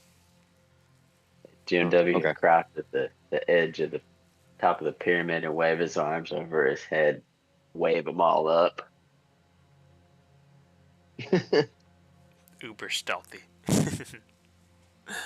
Super stealthy. Come on, this way. Let's get going. I guess we better ride. Alright, on that note, let's take a quick 5 to 10 minute break here, guys. Do your thing, go get a drink, use the bathroom, do what you gotta do. Smoke them if you got them, Hell for yeah. those of you that are smokers. And I will be right back. Oh yeah. Oh, yeah. Not smoking, but I am drinking. I'm gonna step outside and have my delicious ass cookies and cream vape. Drinking a glass of bourbon out of Holiday Inn's finest glassware.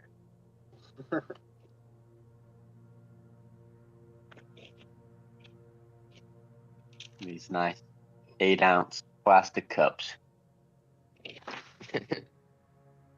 Good cups. with ice out of an ice machine I'm sure has never been cleaned.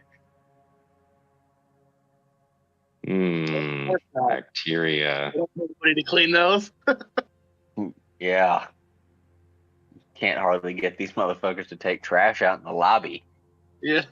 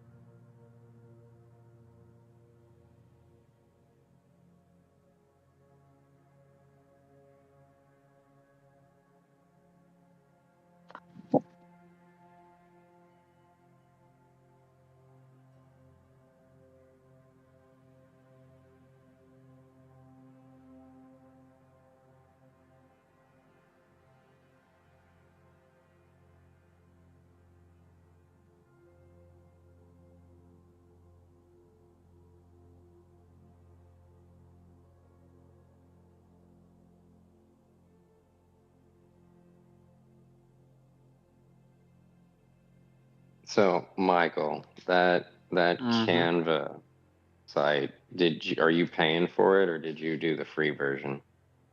I got the free version. I think you can make 35 images with the free version before it makes you pay.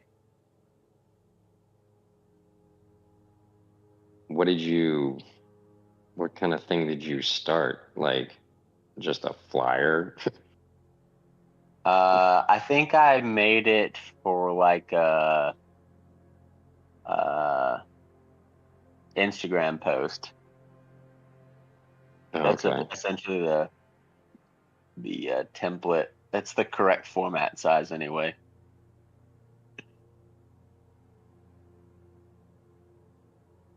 I think it'll make you make an account, but then it should let you do your AI images.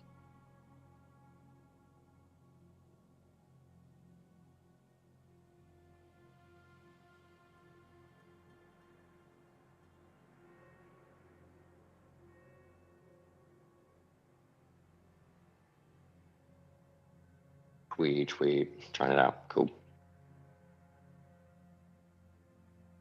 I think if you type in canva.com space AI generated images, it'll take you to the right thing. Then you can go, let's see, skip all that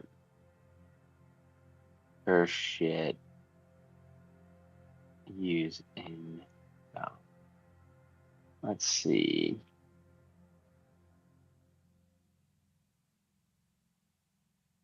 Think you want to go into projects, create, design, Instagram post 1080 by 1080. Yeah. And then you use words to describe what? At least 5.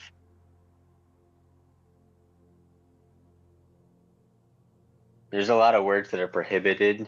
You can't use, like Jim W has a Van Dyke type facial hair, so he has the mustache and the chin beard that's not connected. That's called a Van Dyke, but you can't type in Van Dyke because Dyke is a flagged word. Of course it is. So I Yeah. typed in cowboy, silver eyes, black hat, long black coat, mustache, chin beard.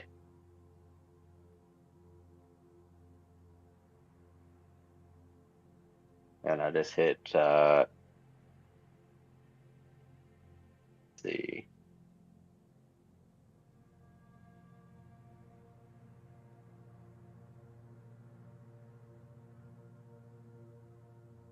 Projects.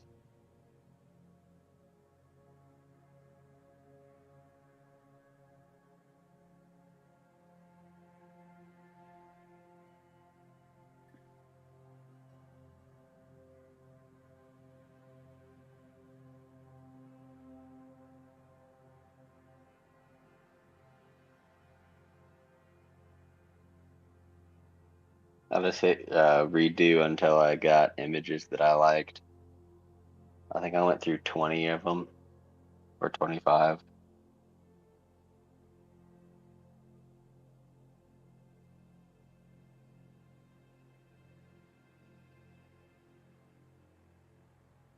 It allow you to pick your style and everything, how realistic you want it or whatever.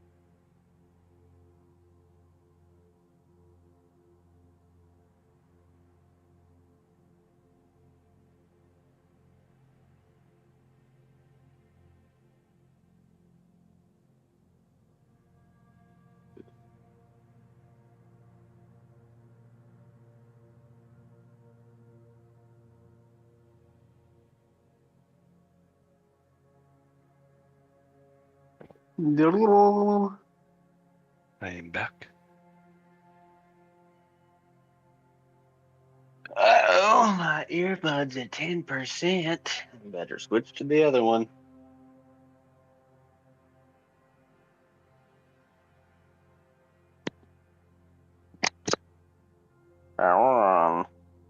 Connected.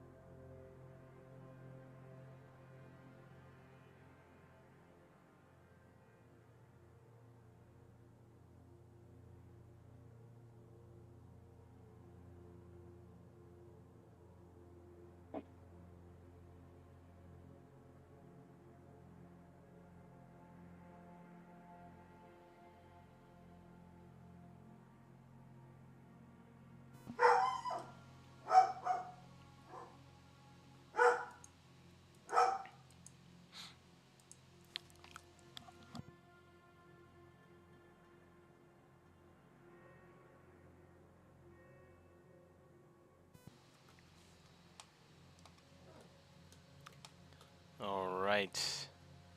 I am back. I am back. Welcome back. What up?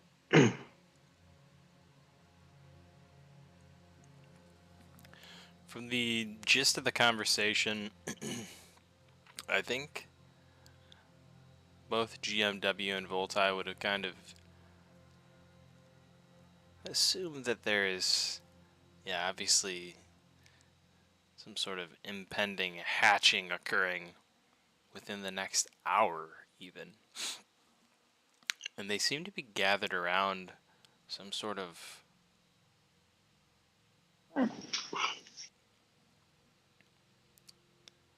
nest of some sort in the center of the room.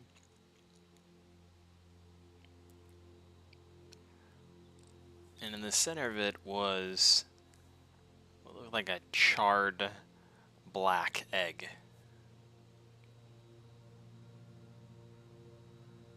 Hmm.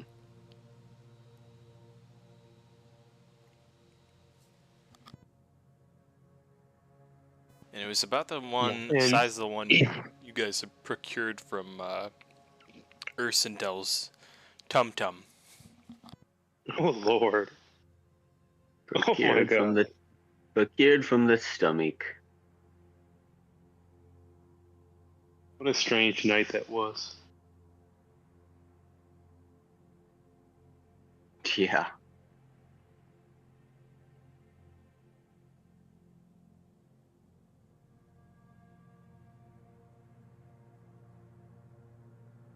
Did they make it back already, or are they still taking it out?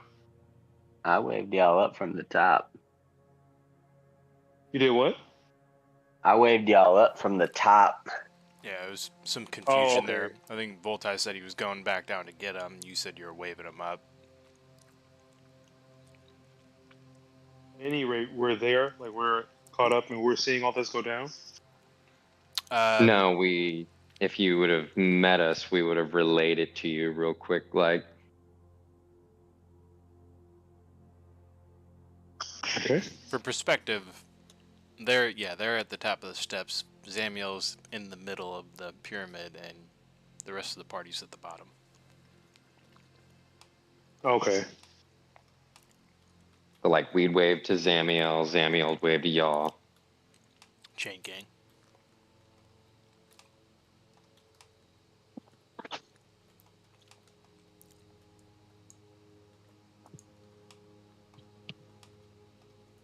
Let me move my minis in.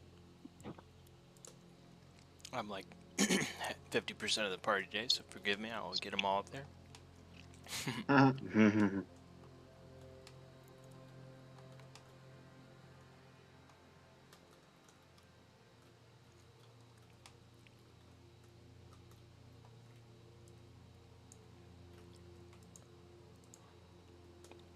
Yeah. Yeah, Singer is going to say. Go ahead. I was just gonna say mass move to start running the modded version.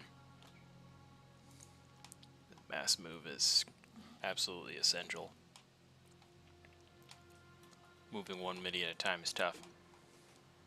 I might need Yeah, that it's not. in the Strahd campaign soon. Yeah, I mean, you have to have the modded version in order for it to work, so you'd have to get the modded version too, which is easy, but yeah, then you gotta mod it, and that's a little bit more in depth. Yeah, I might get your expertise on that. Yeah, I've for already sure. got 8 minis I have to move around. That shit is gonna get real difficult real soon. Yeah, this allows you to Alright, shift. guys. This allows you to shift click them. So Behold. Behold, my army. In the game chat. oh my god, as There you Voltai go. and all of his terrifying nature. That's really, really realistic looking. Looks like a goblin slayer. Are those the glowing eyes that Bluey saw?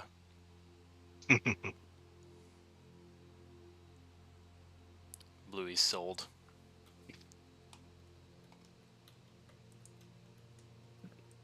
Oh, Yeah, I'm looking man. like, what is? Oh wow, that's pretty cool. Pretty cool. Okay, so Big guys, what is the plan? Says Solitude. So The let me plan. see. Let's just look and see Plan what is we to got stop here. that hatching. I do have the ability to lay a trap throughout most of the area. Did you happen to overhear their conversation and what they were planning? Something about a hatching for quite an ominous egg. And what was I the only cultist interest in this?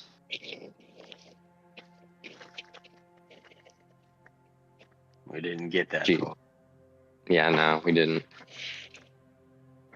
I would like to do more than just rush in and start attacking. I want to uncover what they were planning. Also, Voltai, did you find your quarry? Do not see him from my vantage point. There is a chance that if we start attacking, he might just flee.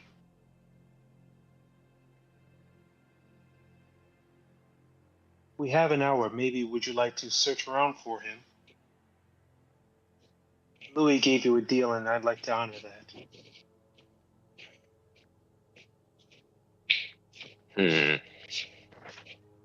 Perhaps. Let's say the rest of you. You all seemed intent on stopping this Serpensia. Like Well, you if said, there's we no have way an to hour. sneak in, we'll just have to attack them. It is within an hour. We can't get We too have an hour. sidetracked. I would like to get the We have drop an on them hour. so they can't protect that egg.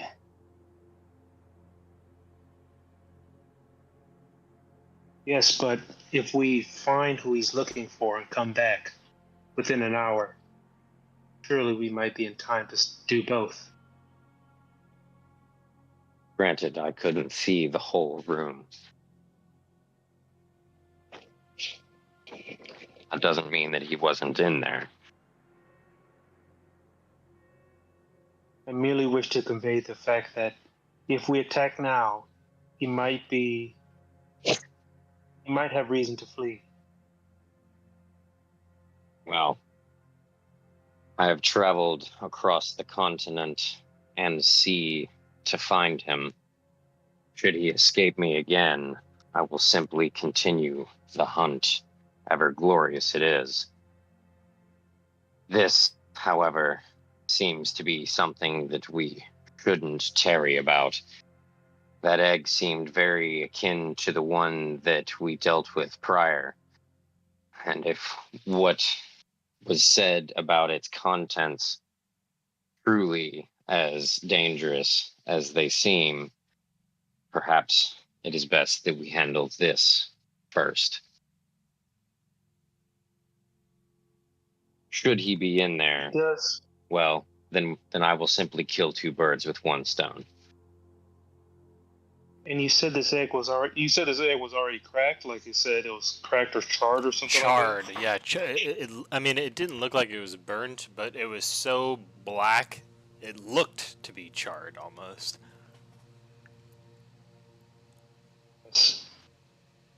I might be speculating, but it seems hard to believe that they would have two anathema.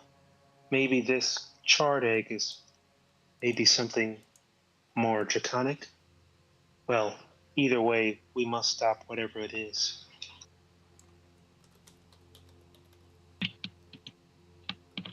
If you wish to So the attack idea of them the Deonti now, acquiring a dragon egg is not encouraging. that may be what the cultists have to do with this whole scheme. It's anathema are too rare for them to have two at one given time, at least to my knowledge. It could be what the cultists are here for. Maybe they were planning on hatching them both around the same time. Guess we've been, well, I guess we will know soon enough.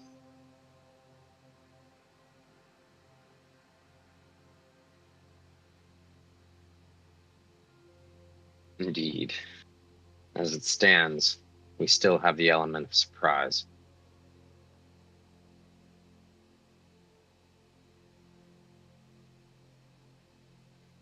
If you wish to attack them now, you have my support.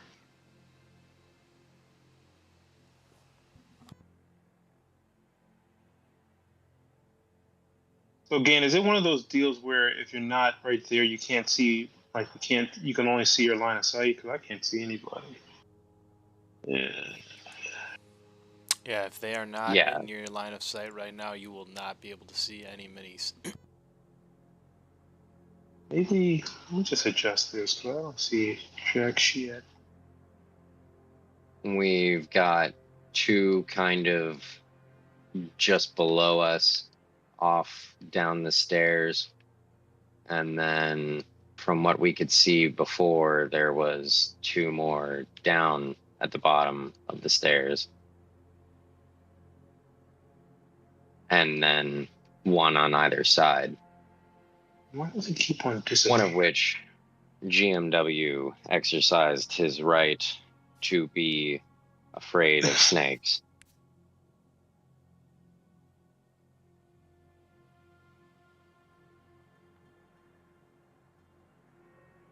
We shall discuss your fear of snakes later. I find it quite curious why you would be repulsed by such a majestic creature. But for now, any strategies or plan of attack? For now, if y'all cover me, I'll take a shot at that egg and prevent it from hatching. In the meantime, just afterwards, I could potentially lay my trap. Maybe you should lay your trap ahead of time? If it is a dragon egg, we must certainly not shoot it, says Bluey. And he says this to GMW specifically. Well, what happens if you shoot a dragon egg? You would probably destroy it. The presumable outcome. However, the reason you cannot do it is because you are in the presence of a dragon speaker. And he points in the direction of Voltime.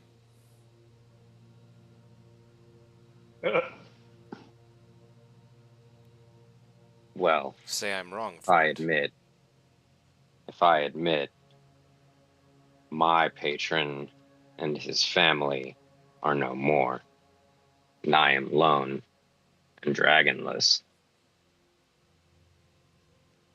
And if I'm being completely honest, I'd rather a dragon egg be destroyed before it end up in their hands if we can't save it. Something tells me that whatever comes out of that egg may not be exactly draconic anymore. Bluey looks floored by your response, but simply responds, "We will save it."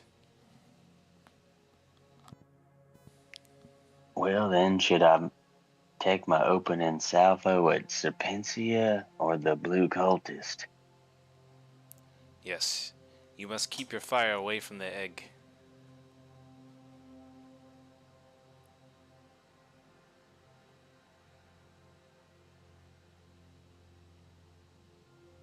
I'd say perhaps Serpensia would be a better target. She seems to have eluded you all before and is a thorn in your side. The cultists I we agree. can mop up afterwards. We can't afford many more unintended consequences. All right. I just need y'all to cover me from the snake folk down the stairs there. And I'll get this thing going. Unless you want to set traps first.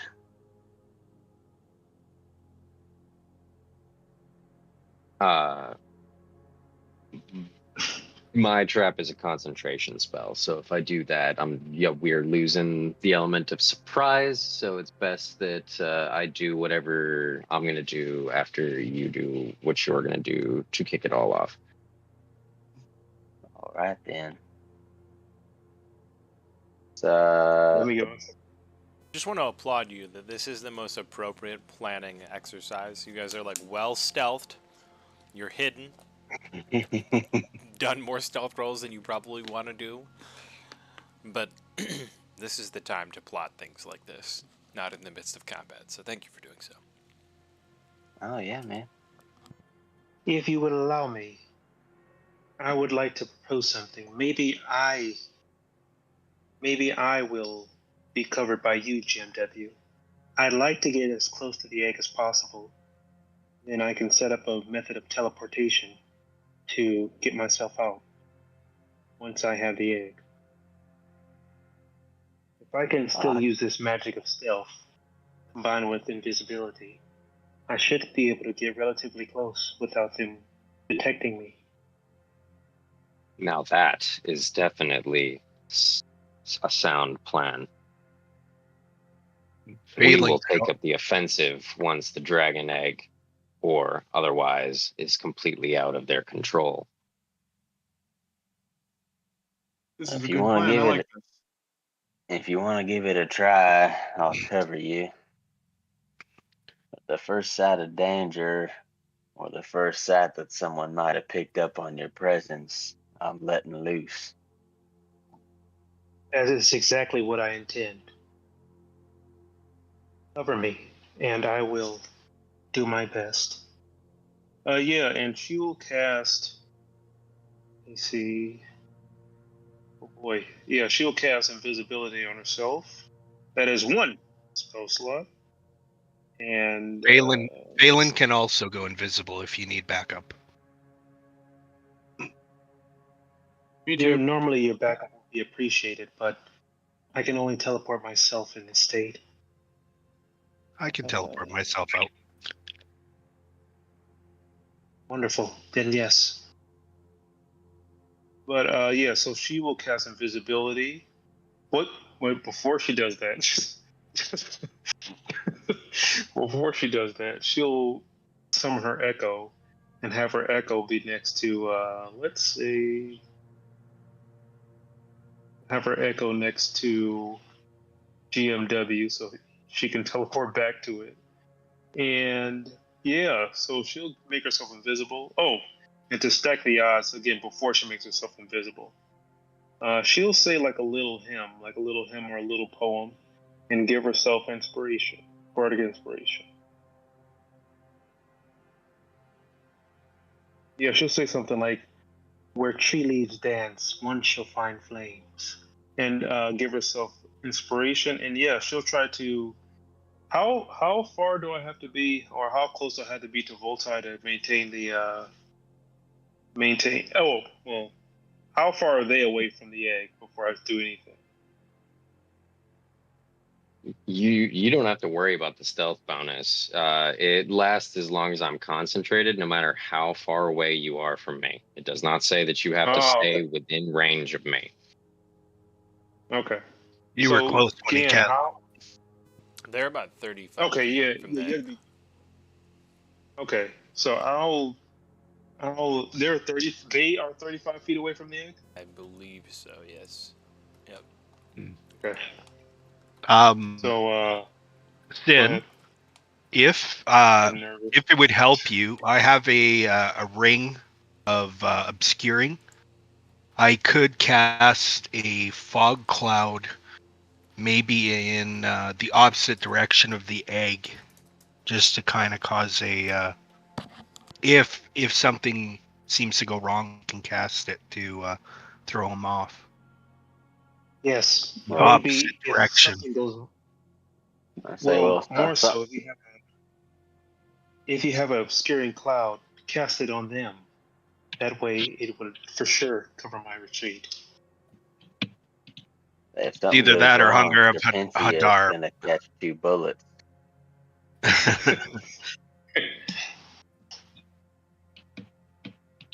Make sure she catches them with her temple.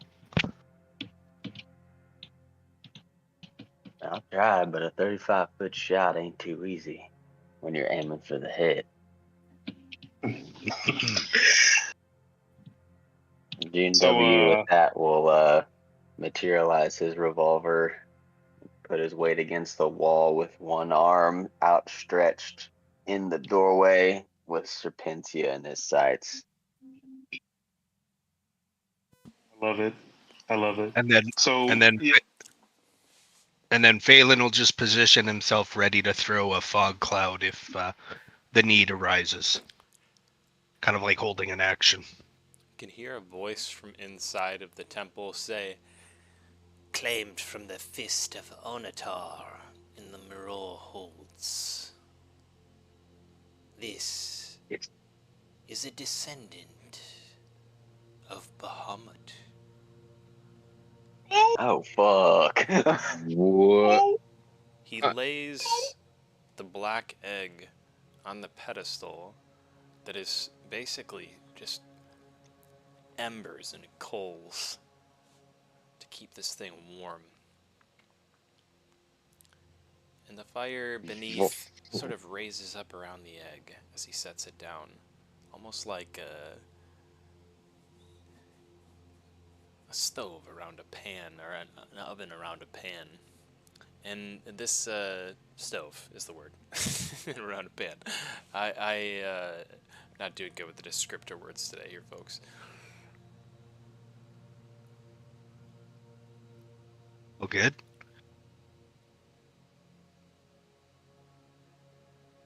so now, okay. After he's while he's saying, I'm getting nervous. While he's saying that, how far away is he from the egg now? Because I really can't see shit all. I'm not gonna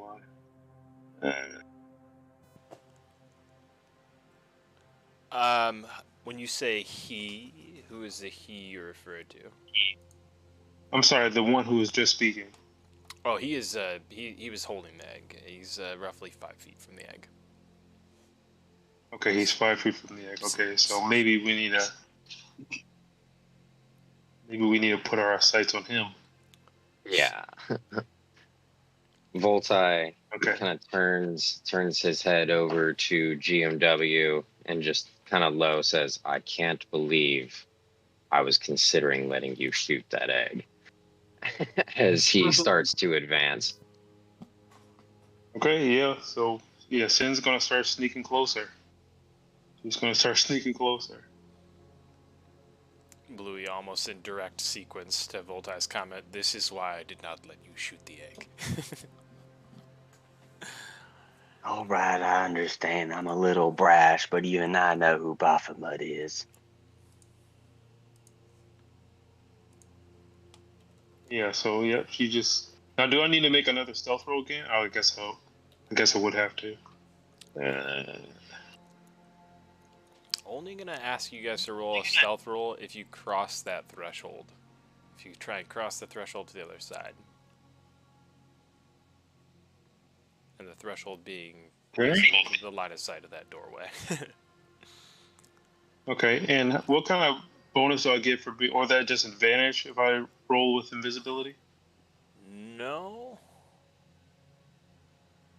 And you should still have the plus 10. I don't think his concentration's broken yet. Check, check. Okay.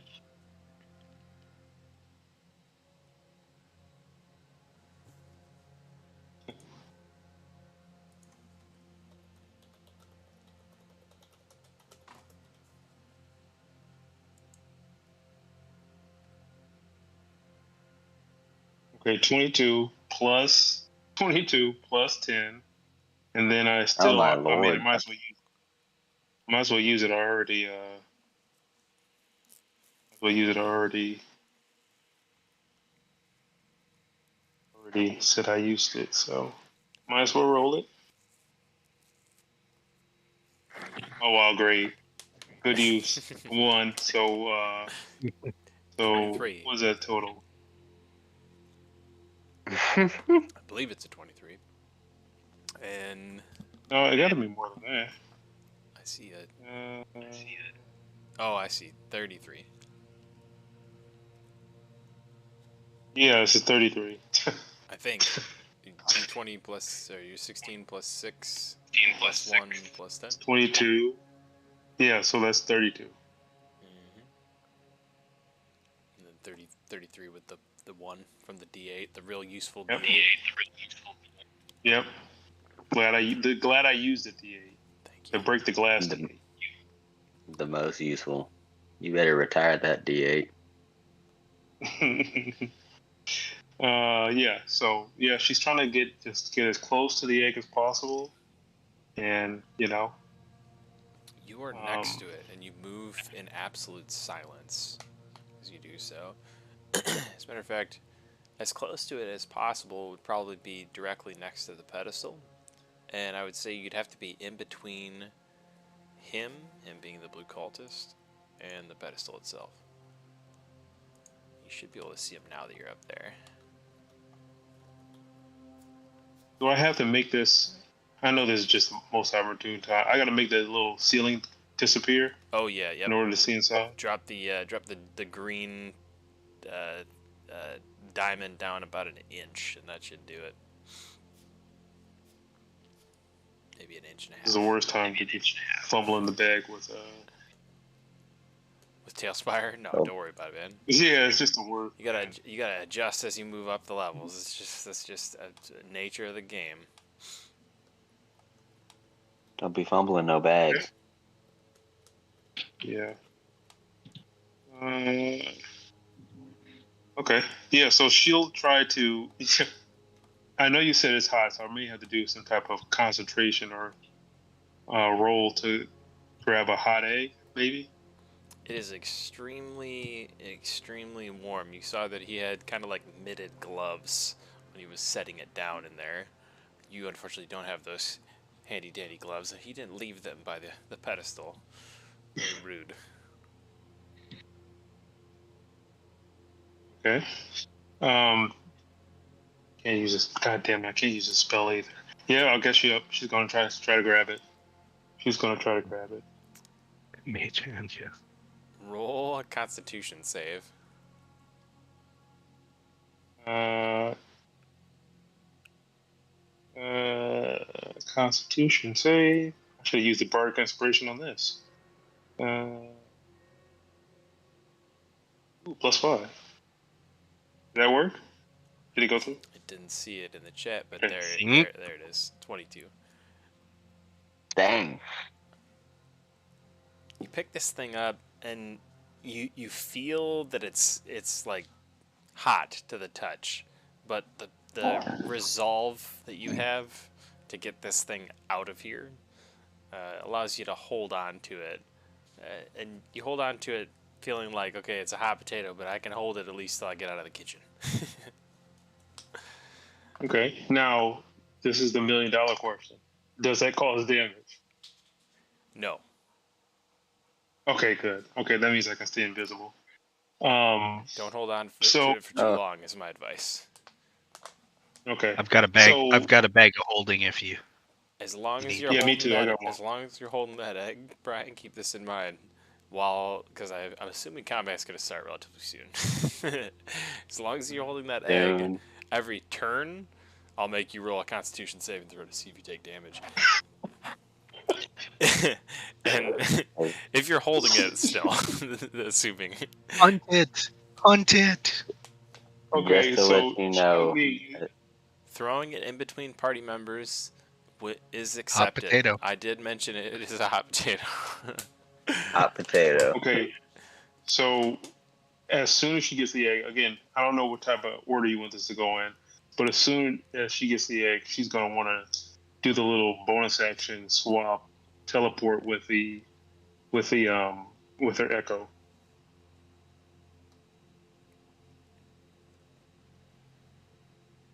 Where's the echo located to, just for my reference? At the door. Gotcha. Probably 30 feet at the door. Right at the doorway. Got it. And Next Phelan's to my going to beautiful prepare a face. fog cloud. And where is the fog cloud at? I'm just getting ready just in case this kind of goes. Got it. Preparing. Yes. Keyword. As soon as they notice the echo, shoot. as soon as they see the echo and GMW fires a shot, he's going to lay the fog cloud down. Inside or outside? Inside, so that they come Nice. out a little blind. And Yeah, if this not, might be then the it's best fine. plan we've ever made in this campaign. I am liking this With the plan smooth- more and more. So, I hear it. I'm like, this is very nice. I- Coming together well. And if I not, it's also going to be wanna say- hunger of Hadar. I wanted to say that I am also intent on casting Spike Growth, which will fill the entire room up with 2d4 damage every time they move 5 feet. And they won't be able to do anything but move because they won't be able to see through the fog cloud. That's hilarious. And I will make them confused, bumping into things for you, just for that. It's brilliant. But we don't have Percy with Spear Guardians to slow him down even more. I know there's at least a few shy guys out there. Is there anybody else that has something strategic they want to discuss with the group before I basically kick this mother off? Like what you did with the spike growth. Yeah, I can fill in the DPS part of that equation easily. Unseen spikes. Unseen spikes in the fog after Serpensia gets shot in the chest twice. Solitude and Percy agree with everything you guys are saying right now. They proxied their votes in. And as soon as this egg vanishes, when Singurin pulls the switcheroo with her echo, everybody that's in the room kind of gasps at what's going on, and Serpensia lets out a shriek of anger and immediately yells, "Infidels!" And they begin to kind of like scatter around the room looking for the egg or where the source of aggravation is coming from. And as they do so, Let's go, GM. yep. I was gonna say that's your cue, GMW. Shoot him.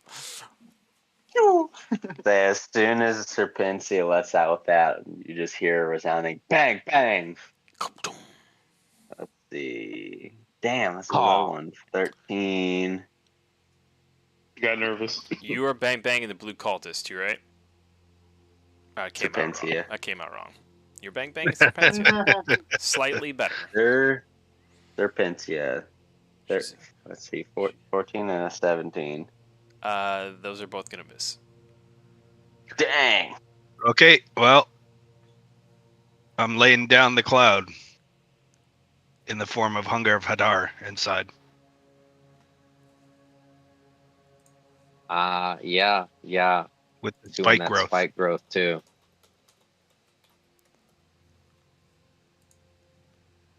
Oh, I don't know why it rolls damage. I just want to mark it as a. We're filling the room with our spells right now. Oh, can I join in? I'm just kidding. I don't know. I'll It wait depends my on what turn. Gan wants. We haven't rolled initiative yet or anything, so kind of hard to determine. I am going to give What you guys a is and what is surprise not. round. Everybody has a single action they can take after GMW's fired his shot. I think you guys have the jump on them, and I think it's fair to say that they're surprised, especially by what's happening. So I think everybody can take an action. In terms of what order you guys do that, I don't really think it matters. You guys can kind of all do it in conjunction, but for the sake of my ears and the rest of everybody else's ears, let's do it maybe one at a time. Right. Yes. Okay. But feel Well, free to I think might through have- what you're doing here. I might have missed, but at least 45 long call being shot in a small room disoriented them. Oh yeah. Yeah, the report of the gun alone, leaving a few people bleeding from the ears. I'll do a 20. Oh wait.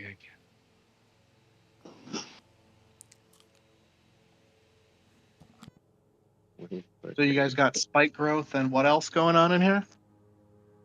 Hunger of Hadar. Oh, right. So Hunger Hadar is a 20-foot sphere. Right, 20 foot. Of disgusting tentacles. With like So that- they're like blinding. Yeah. Yeah, it's like darkness with cold and acid damage. Jesus. Yeah, cast basically, that. just imagine you're in space for a little while.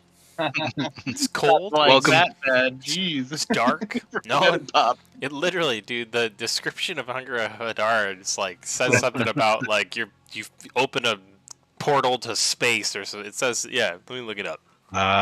Let's see if I can. That's intense if that's what it does. That's Okay, crazy. you open a gateway what- to the dark between the stars, a region infested with Oh, it unknown does say horrors. A 20-foot radius sphere of blackness and bitter cold appears, centered on a point within the range, and lasting for the duration. The void is filled with a cacophony of soft whispers and slurping noises that can be heard up to 30 feet away. No light, magical or otherwise, can illuminate the area, and creatures fully within the area are blinded. The void creates a warp in the fabric of space, and the area is difficult terrain. Any creature that starts in its turn takes a 2d6 cold damage. Any creature that ends in its turn must succeed on a dex saving throw, or take 2d6 acid damage as the milky, otherworldly tentacles rub against it. Are they really milky? That is the best description of a spell in this game. I don't care what anyone says. Challenge me. Yeah, that. And if whoever you've got wrote that one that's blurb really better, went all out. bring it here and show it to me, because Hunger of Hadar has got to be the best spell. Whoever wrote that one needs to write all of the spell descriptions. Welcome to the realm of Cthulhu. Yeah, dude. Yeah. Hell you- yeah. You, So is it you 10, cast 10? that.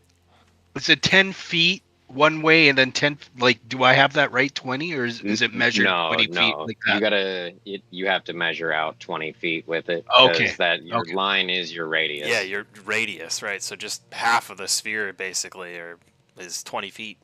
Big. You could basically just choose my point, because my point was arduously fucking done to get all of them Yeah, and so fill the literally, room. literally just sphere tool, click and drag until you see 20, and you got it. Yeah, Centered on that's what whatever I point did. you want. Oh, that is a big old Hunger of Hadar space. That's the whole temple. Slurp, Oh, man. slurp. It's about to get worse. There's a whole lot of slurping you- going on in there. It sounds like a Yeah, whorehouse in there.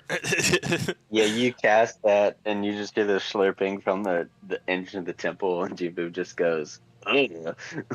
I And apologize. then you hear the whispers and the. All right, we don't have to imitate how it is in Yes, there. we We'll do. be there soon enough. Yes, we do, and that was an awesome imitation. We'll find out. I thoroughly encourage imitations of that noise from everybody who wants to try it, because if it gets any better than that, it's only good things. Does it really say slurping noises? Because yes. The- I got those. That was so awesome. That sounded like literally like video game sound effects, bro. You could be. Yeah, how do you think they make them? You could be in my graphic audio books. What's Zamiel doing? All right, Zamiel sees you guys casting spells in there, and he gets a pretty good idea of what you guys are trying to do. So he jumps in and joins in the casting of persistent concentration spells. And he's going to cast his Sickening Radiance spell into the back of that Oh room. shit! Oh my god. And it's going to take this up to 11. This persistence. Oh man, I just feel bad for the DM. This is going to be a I nightmare. feel bad for me right now. I don't even like you These guys. people are gonna fucking die horrible deaths. I'm They like, won't even be able to run away. I was just gonna say, I'm not really sure what to do, to be honest. When it comes up on their turn, Yeah, you're going to be these even are less tough. sure. Well, I think I'm gonna have some time to think about it as we're approaching the end of today's session.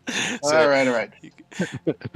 So, Zamiel begins casting the spell, and in addition to all the crazy other stuff going on in the room, it fills with green radiant energy and begins to sap the power out of everyone in the room, and also dealing 22 damage. So they need to take their 2d6 damage up front, right? It said it's not on their turn, but it's basically if they begin their turn in it. So on the beginning of their turn, that would make sense. Yeah, same for mine. Beginning of the turn, they're taking radiant damage, and the beginning of their turn, they're taking cold damage. End of the turn, they're taking acid damage. Yeah, that's the persistent effect. They take the immediate damage now, but they don't take any further damage until their turn. Okay. Dude, they're so screwed. As they try to run out of this, It's they're double- It's going to be fucking hard. getting mauled Yeah. by the spike growth. Double terrain. Yeah, it's Yeah. difficult terrain, so they're moving slow. So it's like you're gonna get beat up and you're gonna like it. Oh, they also all get one level of exhaustion as well. What in the fuck? Spikes, whips, and tentacles. Isn't it a level of exhaustion every turn for Sickening Radiance too? Something like that. That's if you fail. Yeah, we used it on the Lord of Blades. All right. Yeah. I'm not gonna do it. I'm not gonna do it. I was gonna say I'm gonna counterspell that, but they're surprised they can't counterspell. I don't think surprise people should be able to. Yeah, counterspell. when you're It would have been a surprised, good you one to can't counter, take though, for action. sure. No, you can't counterspell when you're surprised. No. It'd be which one? No, All right. he's right. Keep- You don't keep- get a Keep reaction. laying it on thick over there, guys. What we got? So Zamiel, that's Zamiel. We I'm have done, yeah. Voltai, who's made it impossible to move without getting just absolutely punished. Phelan adding more punishment, and our thief Singurin has escaped with the egg. Percy and Solitude both have not gotten to take a surprise action, so I'm going to let them take their surprise action at the beginning of the next session, and then we can Yeah. Fantastic. There you go. and we can roll for initiative. How's that sound? Fantastic. We'll be down for that. If there's initiative. Yes, if there is initiative. if a fireball doesn't. Well done. No, I don't think either of them can fireball. Fortunately for me, but It is getting pretty bad. I know Solitude's got some pretty In that nasty damage spells AOE wise. I don't think she has anything that's super powerful. So I think I'm safe from a TPK from the TPK from the NPC perspective side, but hopefully give you guys some kind of a fight. Damn, these guys are going to put up less of a fight than the single beast monster you guys ran into before. What was his name? The Otug. Or the Odiug. Hey, we. I always had a hard time pronouncing that creature's name. I mean, if you I'm That- at Baldur's Gate, I'm like, what is that name? if you say, like, oh, I'm really good at pronouncing that, no one's going to believe you anyway. But Odagoo. I Like, think it's that's what planning Odagu- gets us. Odagu, something like that.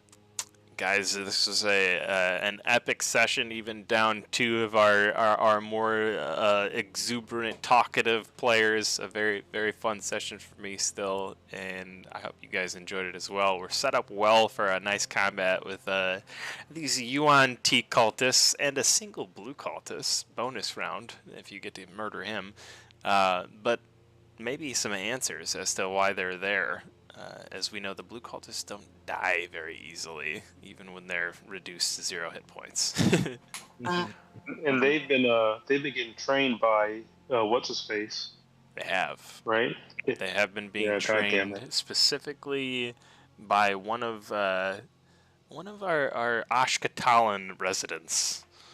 I think you guys got Our his. Narch. I was gonna say I think you guys got his name, and it escapes me at the Oh moment. yeah, we know his name. It escapes me as well, but he's our arch enemy. Very important to The have one who always gets the name. He's a sneaky little slithery bastard. Very important to have these names to it. You guys do have them, so just because I can't recall it at the top of my head at the moment. Yeah, he's somewhere. He's somewhere. I just can't We'll remember. call him Joe. Joe for now. Joe, exactly. Joe Smith at the moment. That guy Joe. But it's useful to know the names of Ashkatalan residents should you go back there. It gives you a little bit of a reference to things and things of that nature. I have a feeling you will be there someday again. But All right. Well, good job, guys. yeah, awesome Thanks, Brady. session. I mean, fantastic, man. Fantastic. It is my pleasure as always. I mean, Good it's game, rare that we get everyone. to play in this